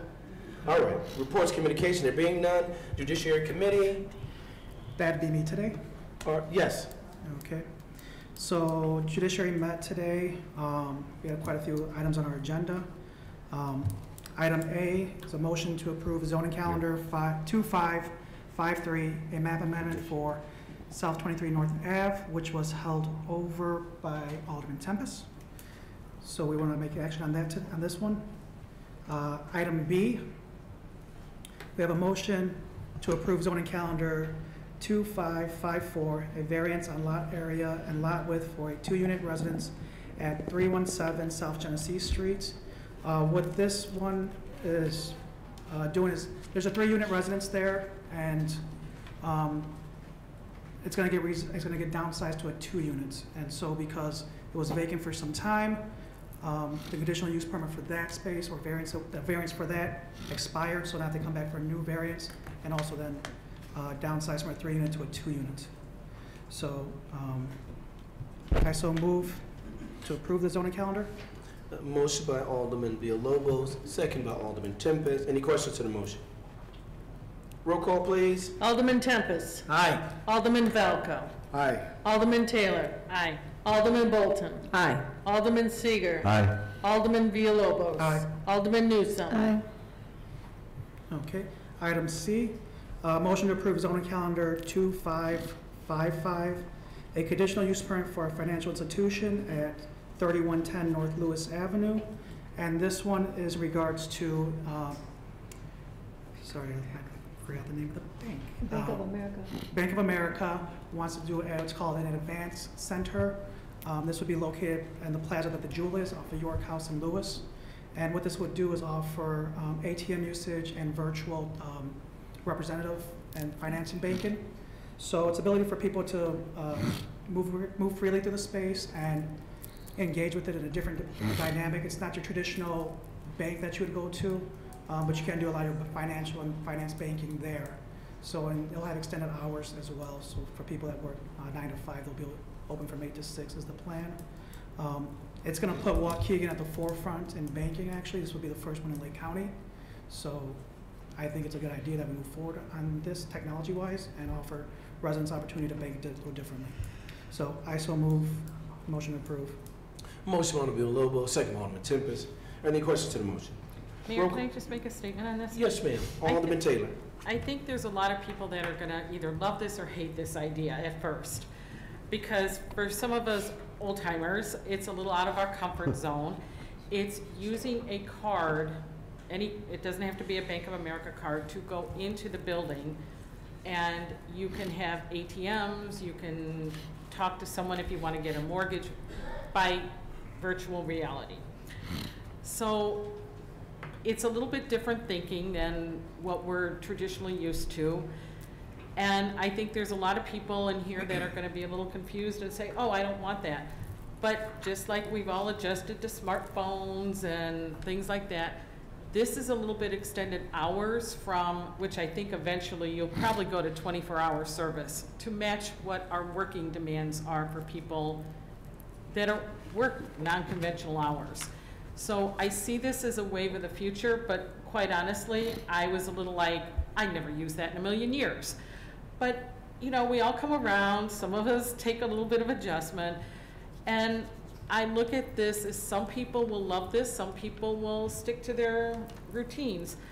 But as I said in committee, it's kind of like putting a restaurant in town. Some people will love it, some people will hate it, but we have to learn to coexist. Is it virtual banking? Yep. Yes. All right. As long as they give me my money at the end of the day, Any other questions to the motion? All right, roll call, please. Alderman Tempest. Aye. Alderman Velco. Aye. Alderman Taylor. Aye. Alderman Bolton. Aye. Alderman Seager. Aye. Alderman Villalobos. Aye. Alderman Newsome. Aye. Item D, motion to approve zoning calendar 2556, the site plan for Marriott Town Place Suites at Fountain Square of Waukegan. What this motion is, I so move. What this is about is I have a new hotel in Fountain Square, a Marriott chain. So for those who aren't aware, we do get a monthly finance about what tax revenue we do get from the city for hotel usage, and it's quite significant, and there's definitely room for growth. So I don't think we're going to oversaturate the area right now, so this is really good, I think, for the community. Thank you. I so move. I propose that this be held over for further evaluation. I would like to do that too. All right. Second and third. All right. It looks like we want this matter right here to be held over. Item D is being held over at the request of Alderman Bolton and Tempest. Okay? Okay. All right. Item E. Item E, motion to approve zoning calendar 2557 for a conditional use permit for residential development for people with disabilities at 2801 Sunset Avenue. This will be housing. It looks to be 24 apartments for individuals with disabilities and mobility disabilities, ambulatory disability. And there's actually a residence already next to it, so there's going to be a second development in that neighborhood of this type. So the one previously has been there for over a decade, I believe, and everything's gone well, and they're looking to expand and offer more housing for individuals with disability that way. So I so move. There's a motion on the floor, motion by Alderman Villalobos, second by Alderman Newsome. And I know there's comments on it, but I want to make some. This particular development is one of the first of its kind in the northern part of the state of Illinois. If you ever get a chance, it's out on Sunset Road between, Sunset, Frolic, just was north of, Frolic and Macquarie. This is an amazing housing development for disabilities, those with disability. It's just phenomenal what they've been able to do and strategically do this. So I commend them for identifying there's a need in the city of Waukegan. And I was never thought that even existed. They had one or two apartments. They had a total of 24. For this development, we did Total of 24 units specifically for the disabled. I've been able to walk through there. It's just awesome. They got a great management program. So congratulations and kudos for that being in the city of Waukegan, a city of need. Are there any other questions? Alderman Newsome? I just have to say I spoke at the committee meeting, and I approve of the building. I believe it's been there since 2005, and I was there at the ribbon cutting, and haven't had an issue with the property whatsoever. So I'm in favor of a new building going right next door. Good. To fill the need that we have in the community, and I so move. All right, any other questions to the motion? Repeat the motion. Repeat it. Motion to approve zoning calendar 2557 for conditional use permit for a residential development for people with disabilities at 2801 Sunset Avenue. And I so move. And that motion was seconded by Alderman Newsome. Roll call, please. Alderman Tempest. Aye. Alderman Velco. Aye. Alderman Taylor. Aye. Alderman Bolton. Aye. Alderman Seager. Aye. Alderman Villalobos. Aye. Alderman Newsome. Aye. Okay. Item F and G are also related to item E. Item F. Motion to approve zoning calendar 2558, a map amendment from B2 community shopping to OI-1 office institutional at 2801 Sunset Avenue. And I so move. Motion by Alderman Villalobos, second by Alderman Valco, to approve item F. Any questions to the motion? Mayor, just a quick question. Should these Oh. have addresses on them? So when they go into the record that we have them? Well, they're on board docs, but we can, 2801. 2801 Sunset. Yeah, 2801, Sunset. and that's Sunset. And also just a comment, for those in the audience, we have to change the zoning for that space in order for this development to happen. So B2 community shopping is just what you would see like kind of strip mall style. But again, we're going to do a housing development there specifically for individuals with ambulatory disabilities. All right, thank you. Any further questions to the motion? Roll call, please. Alderman Tempest. Aye. Alderman Valco. Aye. Alderman Taylor. Aye. Alderman Bolton. Aye. Alderman Seager. Aye. Alderman Villalobos. Aye. Alderman Newsome. Aye. So just to clarify, items F, G, and H are for the original redevelopment. We just have to do the rezoning for that property. So that's why it's going to be mentioned over and over again, all right? Okay. Item H, motion to approve zoning calendar 2559, a variance of the required number of parking spaces at 2801 Sunset Avenue. Oh, yeah. And I so move. This is also again for the development, and this is just going to reduce the required number from 24, which is a 1-to-1 ratio of apartments to parking spaces, to 20. Also as discussed. One per unit? It was one for, I think you just One one. 1.83. It's going to be 20 units, or 20 parking spaces now, which is going to be less than 1-to-1. I mean, 0.8. So again, because these individuals have ambulatory disabilities, most of them don't drive, so the requirement of, it would be excess parking to have the 1-to-1 ratio. And so I so move. As motion by Alderman Valco, second by Alderman Bolton. Any questions to the motions? No one's already on the floor. Roll call, please. I apologize. Alderman Tempest. Could I ask a question first? Sure, Alderman. What happens if this doesn't stay that type of unit and they sell it and they want they have to come back to They the have to council. to come back as It's a conditional use. conditional use? It is conditional. So if it never got isn't it? sold, we need more parking and what? Yeah, it's conditional They have use. to come back here. Okay. Yeah, but I will say this, I don't think they have enough. There is a great need for this type of housing Yes, there is. throughout the northern Illinois, but more particularly that Waukegan area. And they have research to prove it. All right. I vote aye. The vote is aye for Alderman Tempest. They're the same. Yeah, there was the It's same. two. It's Yeah, there was two. two, yeah. Yeah. Sorry, on the agenda, there's, F and G. F and G are the same item, so I skipped it, just Oh, intuitively. I see. Yep. Sorry. Alderman Tempest says yes, Jenna, we have roll call. Okay. Alderman Valco. Aye. Alderman Taylor. Aye. Alderman Bolton. Aye. Alderman Seager. Aye. Alderman Villalobos. Aye. Alderman Newsome. Aye. Okay. Sorry, now I lost track.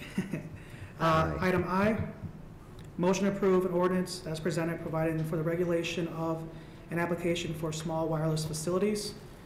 What this ordinance is going to do is, there was federal, actually, maybe council, would you be better at describing this, please? I'd be happy to, Alderman. I'm sure you can do it, but if you'd like, that's fine. The small cells are being pushed by the FCC to ensure that there's good communications and better communications in using your cell phones nationwide. So the state of Illinois started to do some regulations a few years ago at the request of the cell companies. The Illinois Municipal League, of which we're a large member, initiated a discussion and a negotiation with the state legislature and ultimately came up with a statute that was adopted about 2 months ago. Gave us a very short window from June 1 through the end of July to adopt an ordinance regulating small wireless facilities, and we are regulating them to the maximum extent allowable. That ensures the safety of the public and makes sure that they're permitted in proper locations. We do have a small amount of say over things like placement of antennas on historic buildings, making sure they don't plant extra utility poles if they're not really needed, things of that nature. And there's a small fee attached to the permitting process and an ongoing stream of revenue that they'll generate for as rent, if you will, for the use of the public ways. Right, thank you for the information. Question. Alderman Taylor. So sorry, I didn't do the motion, sorry. I so move for the motion. Okay, motion by Alderman Villalobos, second by Alderman Seeger. Are there any other questions to the motion? Alderman Taylor. So does this change what our variances, or like what our distance is then, or? This only applies to what are defined as small cells. Okay. The distance wouldn't apply to those anyway, since they don't erect monopole towers. So our city code still goes over that as well? That's correct. Okay. That's correct, but if the small cells will be allowed by state law and by federal law on ordinary telephone poles that are standing outside your house right now. Okay. Any other questions? Roll call, please. Alderman Tempest. Aye. Alderman Velco. Aye. Alderman Taylor. Aye.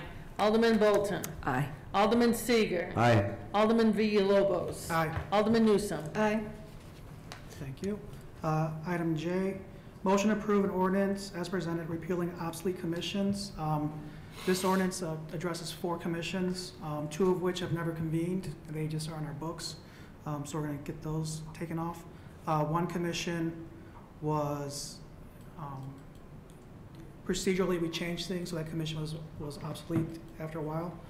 And also the 4th one, that one got incorporated into another committee. So again, these are commissions that they don't operate anymore, but they're still on our books in order to clean it up. We're just going to repeal these and get them taken off. So I so move.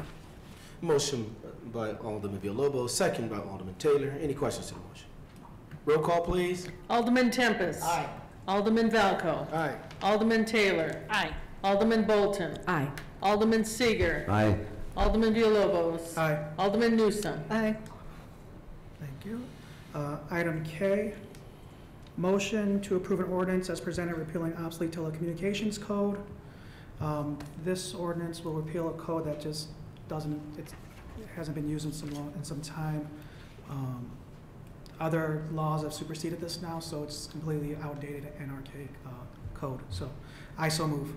A motion by Alderman Villalobos, second by Alderman Bolton. Are there any questions to the motion? Roll call, please. Alderman Tempest. Aye. Alderman Valco. Aye. Alderman Taylor. Aye. Alderman Bolton. Aye. Alderman Seeger. Aye. Alderman Villalobos. Aye. Alderman Newsome. Aye. And that is judiciary. All right. Insurance Committee, Alderman Taylor. Thank you, Your Honor. A motion to amend a resolution approving a settlement of a lawsuit filed by Angel Gonzalez for an amount not to exceed $9.5 million, and I so move. Motion by Alderman Taylor, second by Alderman Valco. Any questions to the motion? Can we restate that? I think you misspoke by saying it was a motion to amend. It should be a motion to approve. Resolution. But we amended what was on here. So does it have to be amend or approve? Well, it's got to be approved, the resolution approving the proposed settlement. The motion has to be to approve the settlement. Okay. So motion to approve a resolution then. Okay. And the motion, again, is to approve the proposed settlement of a lawsuit filed by Angel Gonzalez, not to exceed $9.5 million. Any other questions to the motion? Roll call, please. Alderman Tempest. Reclamation Corporation Council, I vote aye. Alderman Valco. Aye. Alderman Taylor. Aye. Alderman Bolton. Aye. Alderman Seeger. Aye. Alderman Villalobos. Aye. Alderman Newsome. Aye. We gotta put this behind us. Motion's passed and carried. No old business, no business. Motion by Alderman Valco, second by Alderman Taylor, to approve regular payroll dated June 22nd, 2018, in total amount of $1,495,024.47. Any questions to the motion? Roll call, please. Alderman Tempest. Aye. Alderman Valco. Aye. Alderman Taylor. Aye. Alderman Bolton. Aye. Alderman Seager. Aye. Alderman Villalobos. Aye. Alderman Newsome. Aye. Motion by Alderman Valco, second by Alderman Bolton, to approve non-union May 1, 2018 salary ordinance, retroactive payroll dated June 22nd, 2018, a total amount of $6,103.82. Any questions to the motion? Roll call, please. Alderman Tempest. Aye. Alderman Valco. Aye. Alderman Taylor. Aye. Alderman Bolton. Aye. Alderman Seager. Aye. Alderman Villalobos. Aye. Alderman Newsome. Aye. Motion by Alderman Newsome, second by Alderman Tempest, to approve Police Department overtime old payroll dated June 27th, 2018, a total amount of $53,055.68. Any questions to the motion? Roll call, please. Alderman Tempest. Aye. Alderman Valco. Aye. Alderman Taylor. Aye. Alderman Bolton. Aye. Alderman Seager. Aye. Alderman Villalobos. Aye. Alderman Newsome. Aye.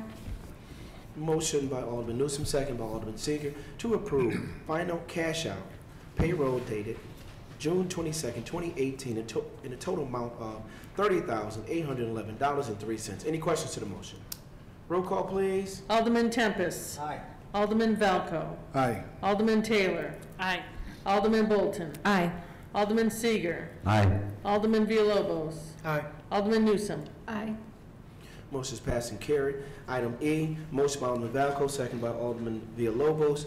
Motion to approve vendor payment dated July the 2nd, 2018, in total amount of $963,561.88. Any questions to the motion? Roll call, please. Alderman Tempest. Aye. Alderman Valco. Aye. Alderman Taylor. Aye. Alderman Bolton. Aye. Alderman Seager. Aye. Alderman Villalobos. Aye. Alderman Newsome. Aye. Motion by Alderman Seager, second by Alderman Bolton, to approve sworn police uniform allowance ET payroll dated June 22nd, 2018, a total amount of $300. Any questions to the motion? Roll call, please. Alderman Tempest. Aye. Alderman Valco. Aye. Alderman Taylor. Aye. Alderman Bolton. Aye. Alderman Seager. Aye. Alderman Villalobos. Aye. Alderman Newsome. Aye. Motion by Alderman Seager, second by Alderman Newsome, to approve sworn police uniform allowance old payroll dated June 19, 2018, total amount of $900. Any questions to the motion? Roll call, please. Alderman Tempest. Aye. Alderman Valco. Aye. Alderman Taylor. Aye. Alderman Bolton. Aye. Alderman Seager. Aye. Alderman Villalobos. Aye. Alderman Newsome. Aye. Motion by Alderman Tempest, second by Alderman Valco, to approve outdoor special events. The sponsor has applied under directives for non-city government use, city-owned buildings and venues. Any questions to the motion? Roll call, please. Alderman Tempest. Aye. Alderman Valco. Aye. Alderman Taylor.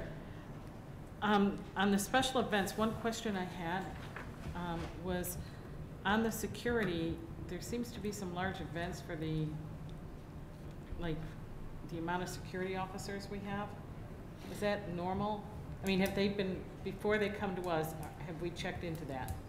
Yeah, that goes through the Special Events Committee. Yes, ma'am. Okay, because it seemed like one officer for like 1,000 people seemed like we need Yeah, I mean, and typically those are, it's family. One of the processes we have, there's an officer at the gate that checks everybody in. That is really. That's what I saw. Yeah, but then there's another officer. Lieutenant, are you here?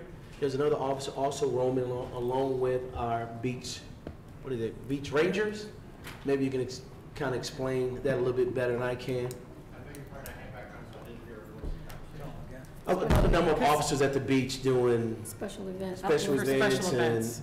Well, typically how the chief will decide that based off of the estimated attendance, whether or not we've dealt with people in the past for these events, whether or not there's alcohol being served at the events, what type of music is there. He will make that based off of recommendations from myself, Sergeant Roush, and other members of the police department, the chiefs as well.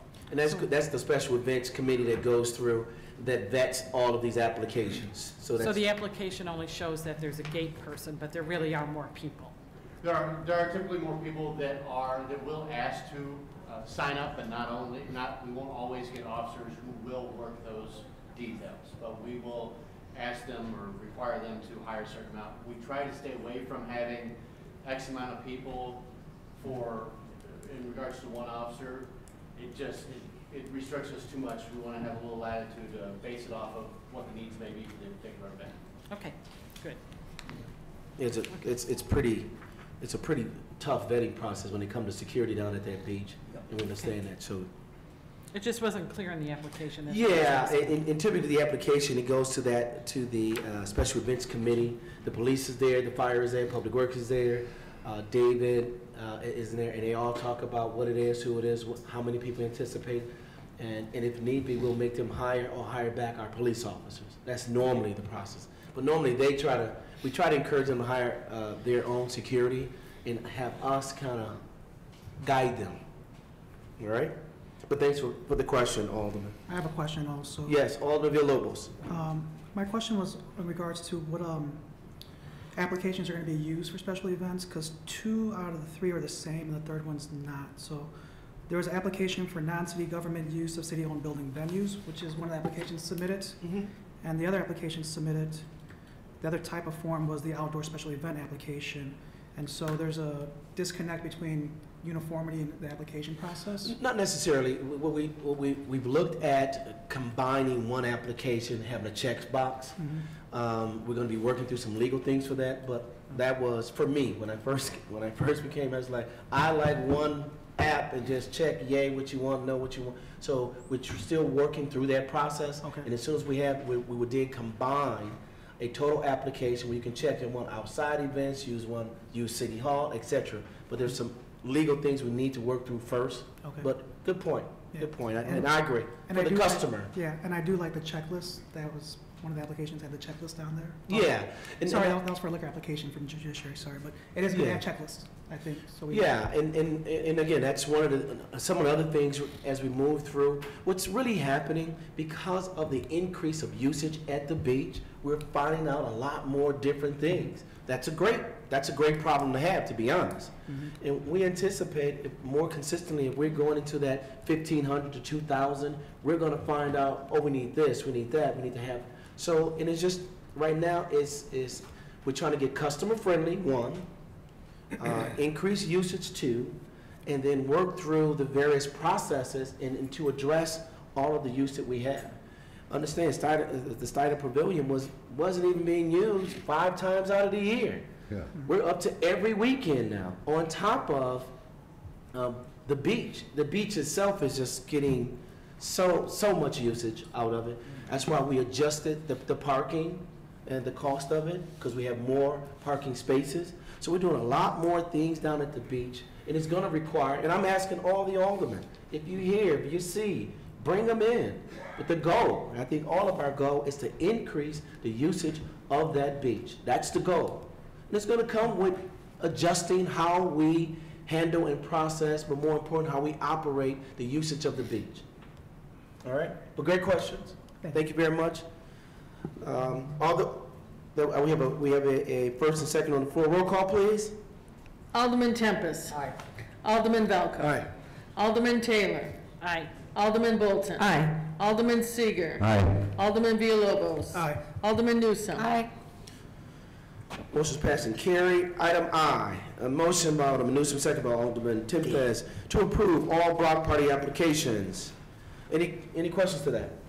All those in favor? Aye. Motion's passed and carried. Item J, motion by Alderman Tempest, second by Alderman Bolton, to approve all raffle sale applications. Any questions? All those in favor? Aye. Motion's passed and carried. Item 8, no ordinances. Item 11, closing remarks.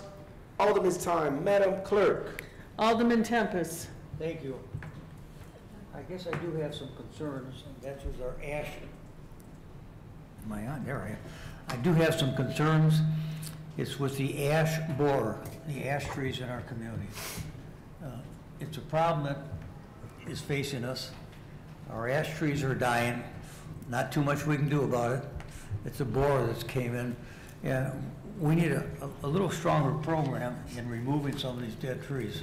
And I just ask you, Mayor, to get with your department heads and with your corporation council, see if there's some way that we can speed up removing some of these dead ash trees, because they are a liability to the city, I believe.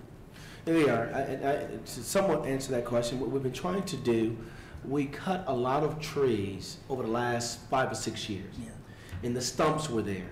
So we got we had a lot of complaints that I want the stump removed, So the Public Works Department really put on a ward by ward basis to try to get rid of the stumps. While we hear you with the ash, but the stumps were generating a lot of complaints, not to me, but I think also to the alderman. So we're trying to move into a ward by ward basis. All right. With that being said, I will speak with the Public Works Director to see if we can get some type of a small program. I will caution though, to get rid of these trees, we might have to be looking at an outside vendor to come in who can probably do it, just knock them out in 2 or 3 wards at a time versus our crews.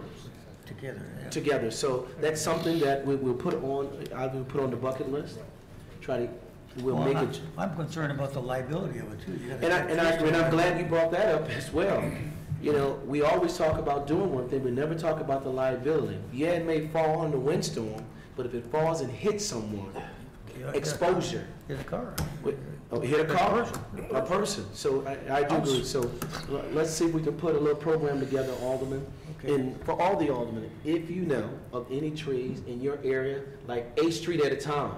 Yeah, stay so in the area. If the Public Works can get it at from a Public Works standpoint, they can be at 3 streets in one area for 4 or 5 days. It's easier to maneuver than jumping around. That's right. So if you have that, but we probably will have to go outside, and if we want to knock that out right away. We need to address it.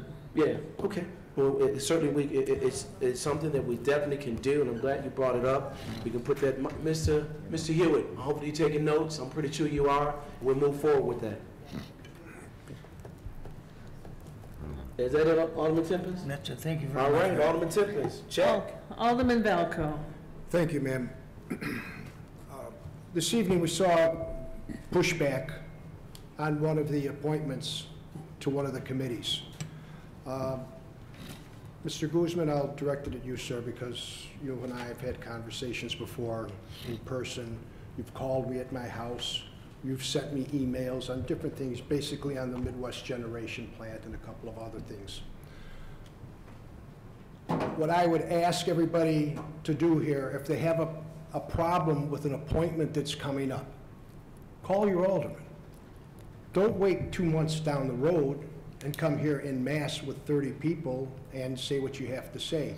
Let's get it done in private before you come to the council meeting, and let the elected officials either put something in the mayor's ear or put something in my ear so we can get it done that way, rather than coming here en masse and either people get excited or whatever.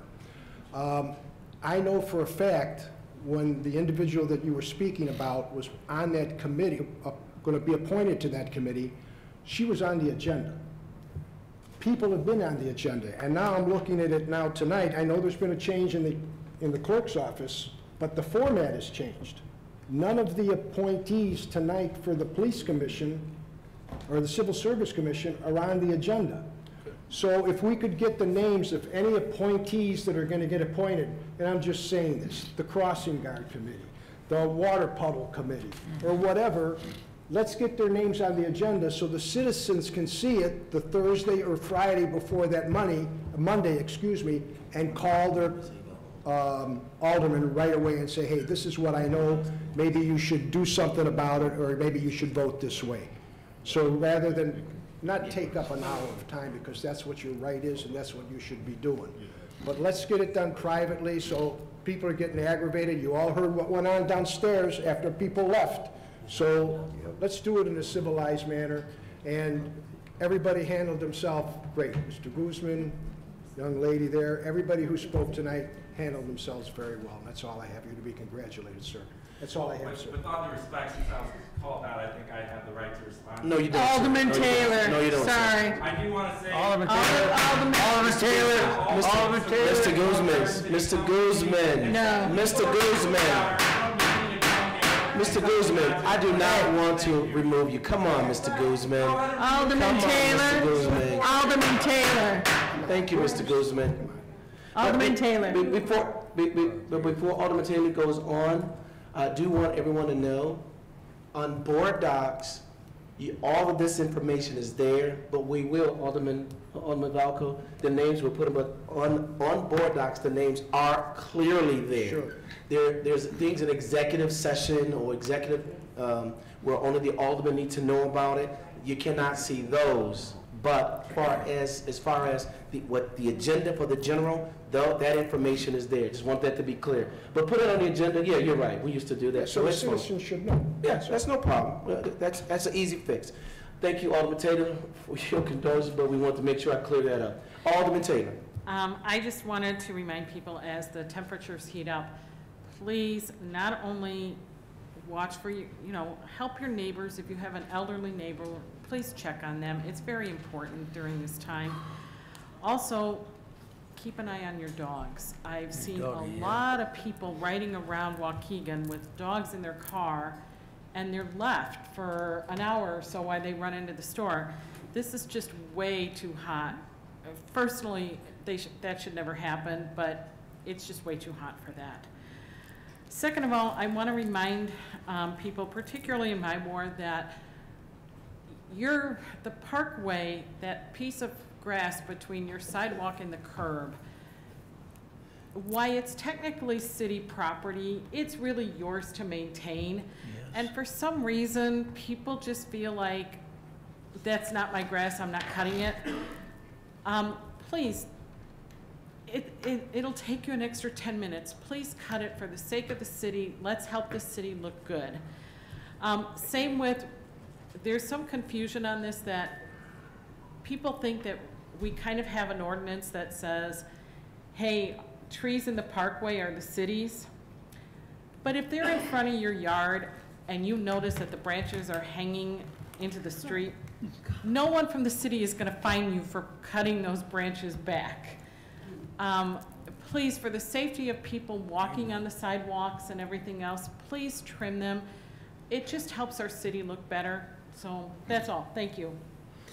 Alderman Bolton. Yes, I'd like to invite those in the first ward to our second ward meeting. Will be held here at City Council Chambers on July 10th at 6 p.m. Thank you. And I just want to let you know I've been out door to door. I've been in the community. And if you have any concerns, please feel free to call me at 224-607-8445. That number again is 224-607-8445. Thank you. Alderman Seeger. Thank you.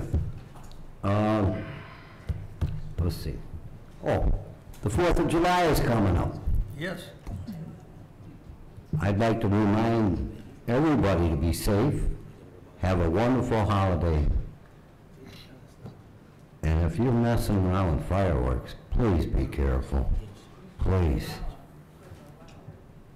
Also, in the second ward, we've been working hard to get it clean, and right now there's a young man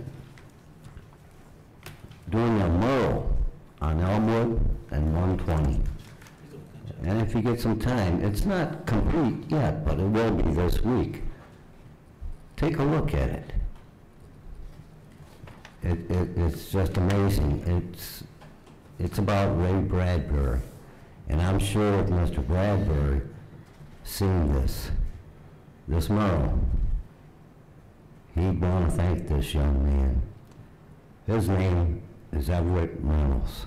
I couldn't stop thanking him when he started this project, and he had to stop because it was so hot the other day. But I admired one day when I was there, his little daughter. She played a little role in this too, and it inspired me. The guy's a fantastic painter, and there he's got his little daughter also painting. So what goes around comes around, and I want to see down the road this little girl painting. But I thought I'd share that story. And again, please be safe during the 4th of July holiday and have a good time. Thank you very much. Alderman Villalobos. Yes, thank you. I'd like to start off by saying thank everyone who attended and participated in the Independence Day Parade this past Sunday. It was great to see the community come out in masses. I've always enjoyed walking in the parade.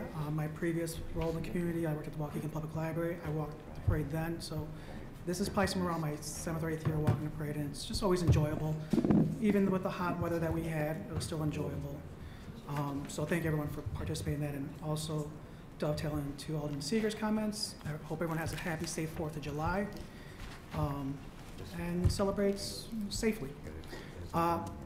Next thing I want to bring up is all the comments regarding Margaret Carrasco. As it was mentioned, I did not vote for her for the appointment for the Community Development Block Grant Community Stakeholders Panel. I just didn't quite understand how we did that. But so I did get the sticker of denouncement.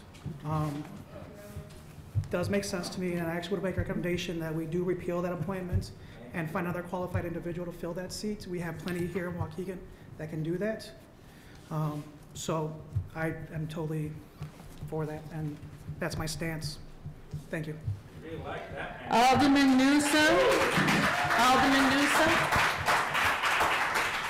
I just would like to say that I'd like to thank Jane Ferry and Dave Motley for attending honorary street naming and keys to the city for Mr. Larry Chapman on June the 23rd, a Saturday that they spent quite a bit of the afternoon helping with crowd control. There's a lot of people that came out and supported Mr. Chapman.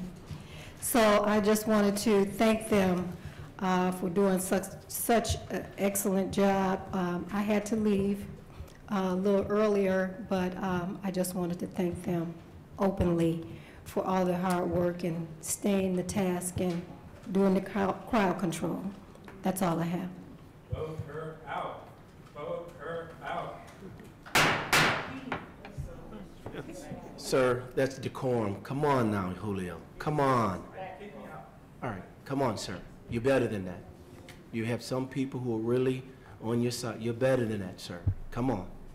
Thank you. Thank you. Now, with that being said, we celebrated a 100th birthday tonight. Aren't you all excited? I am. Amen. Yeah.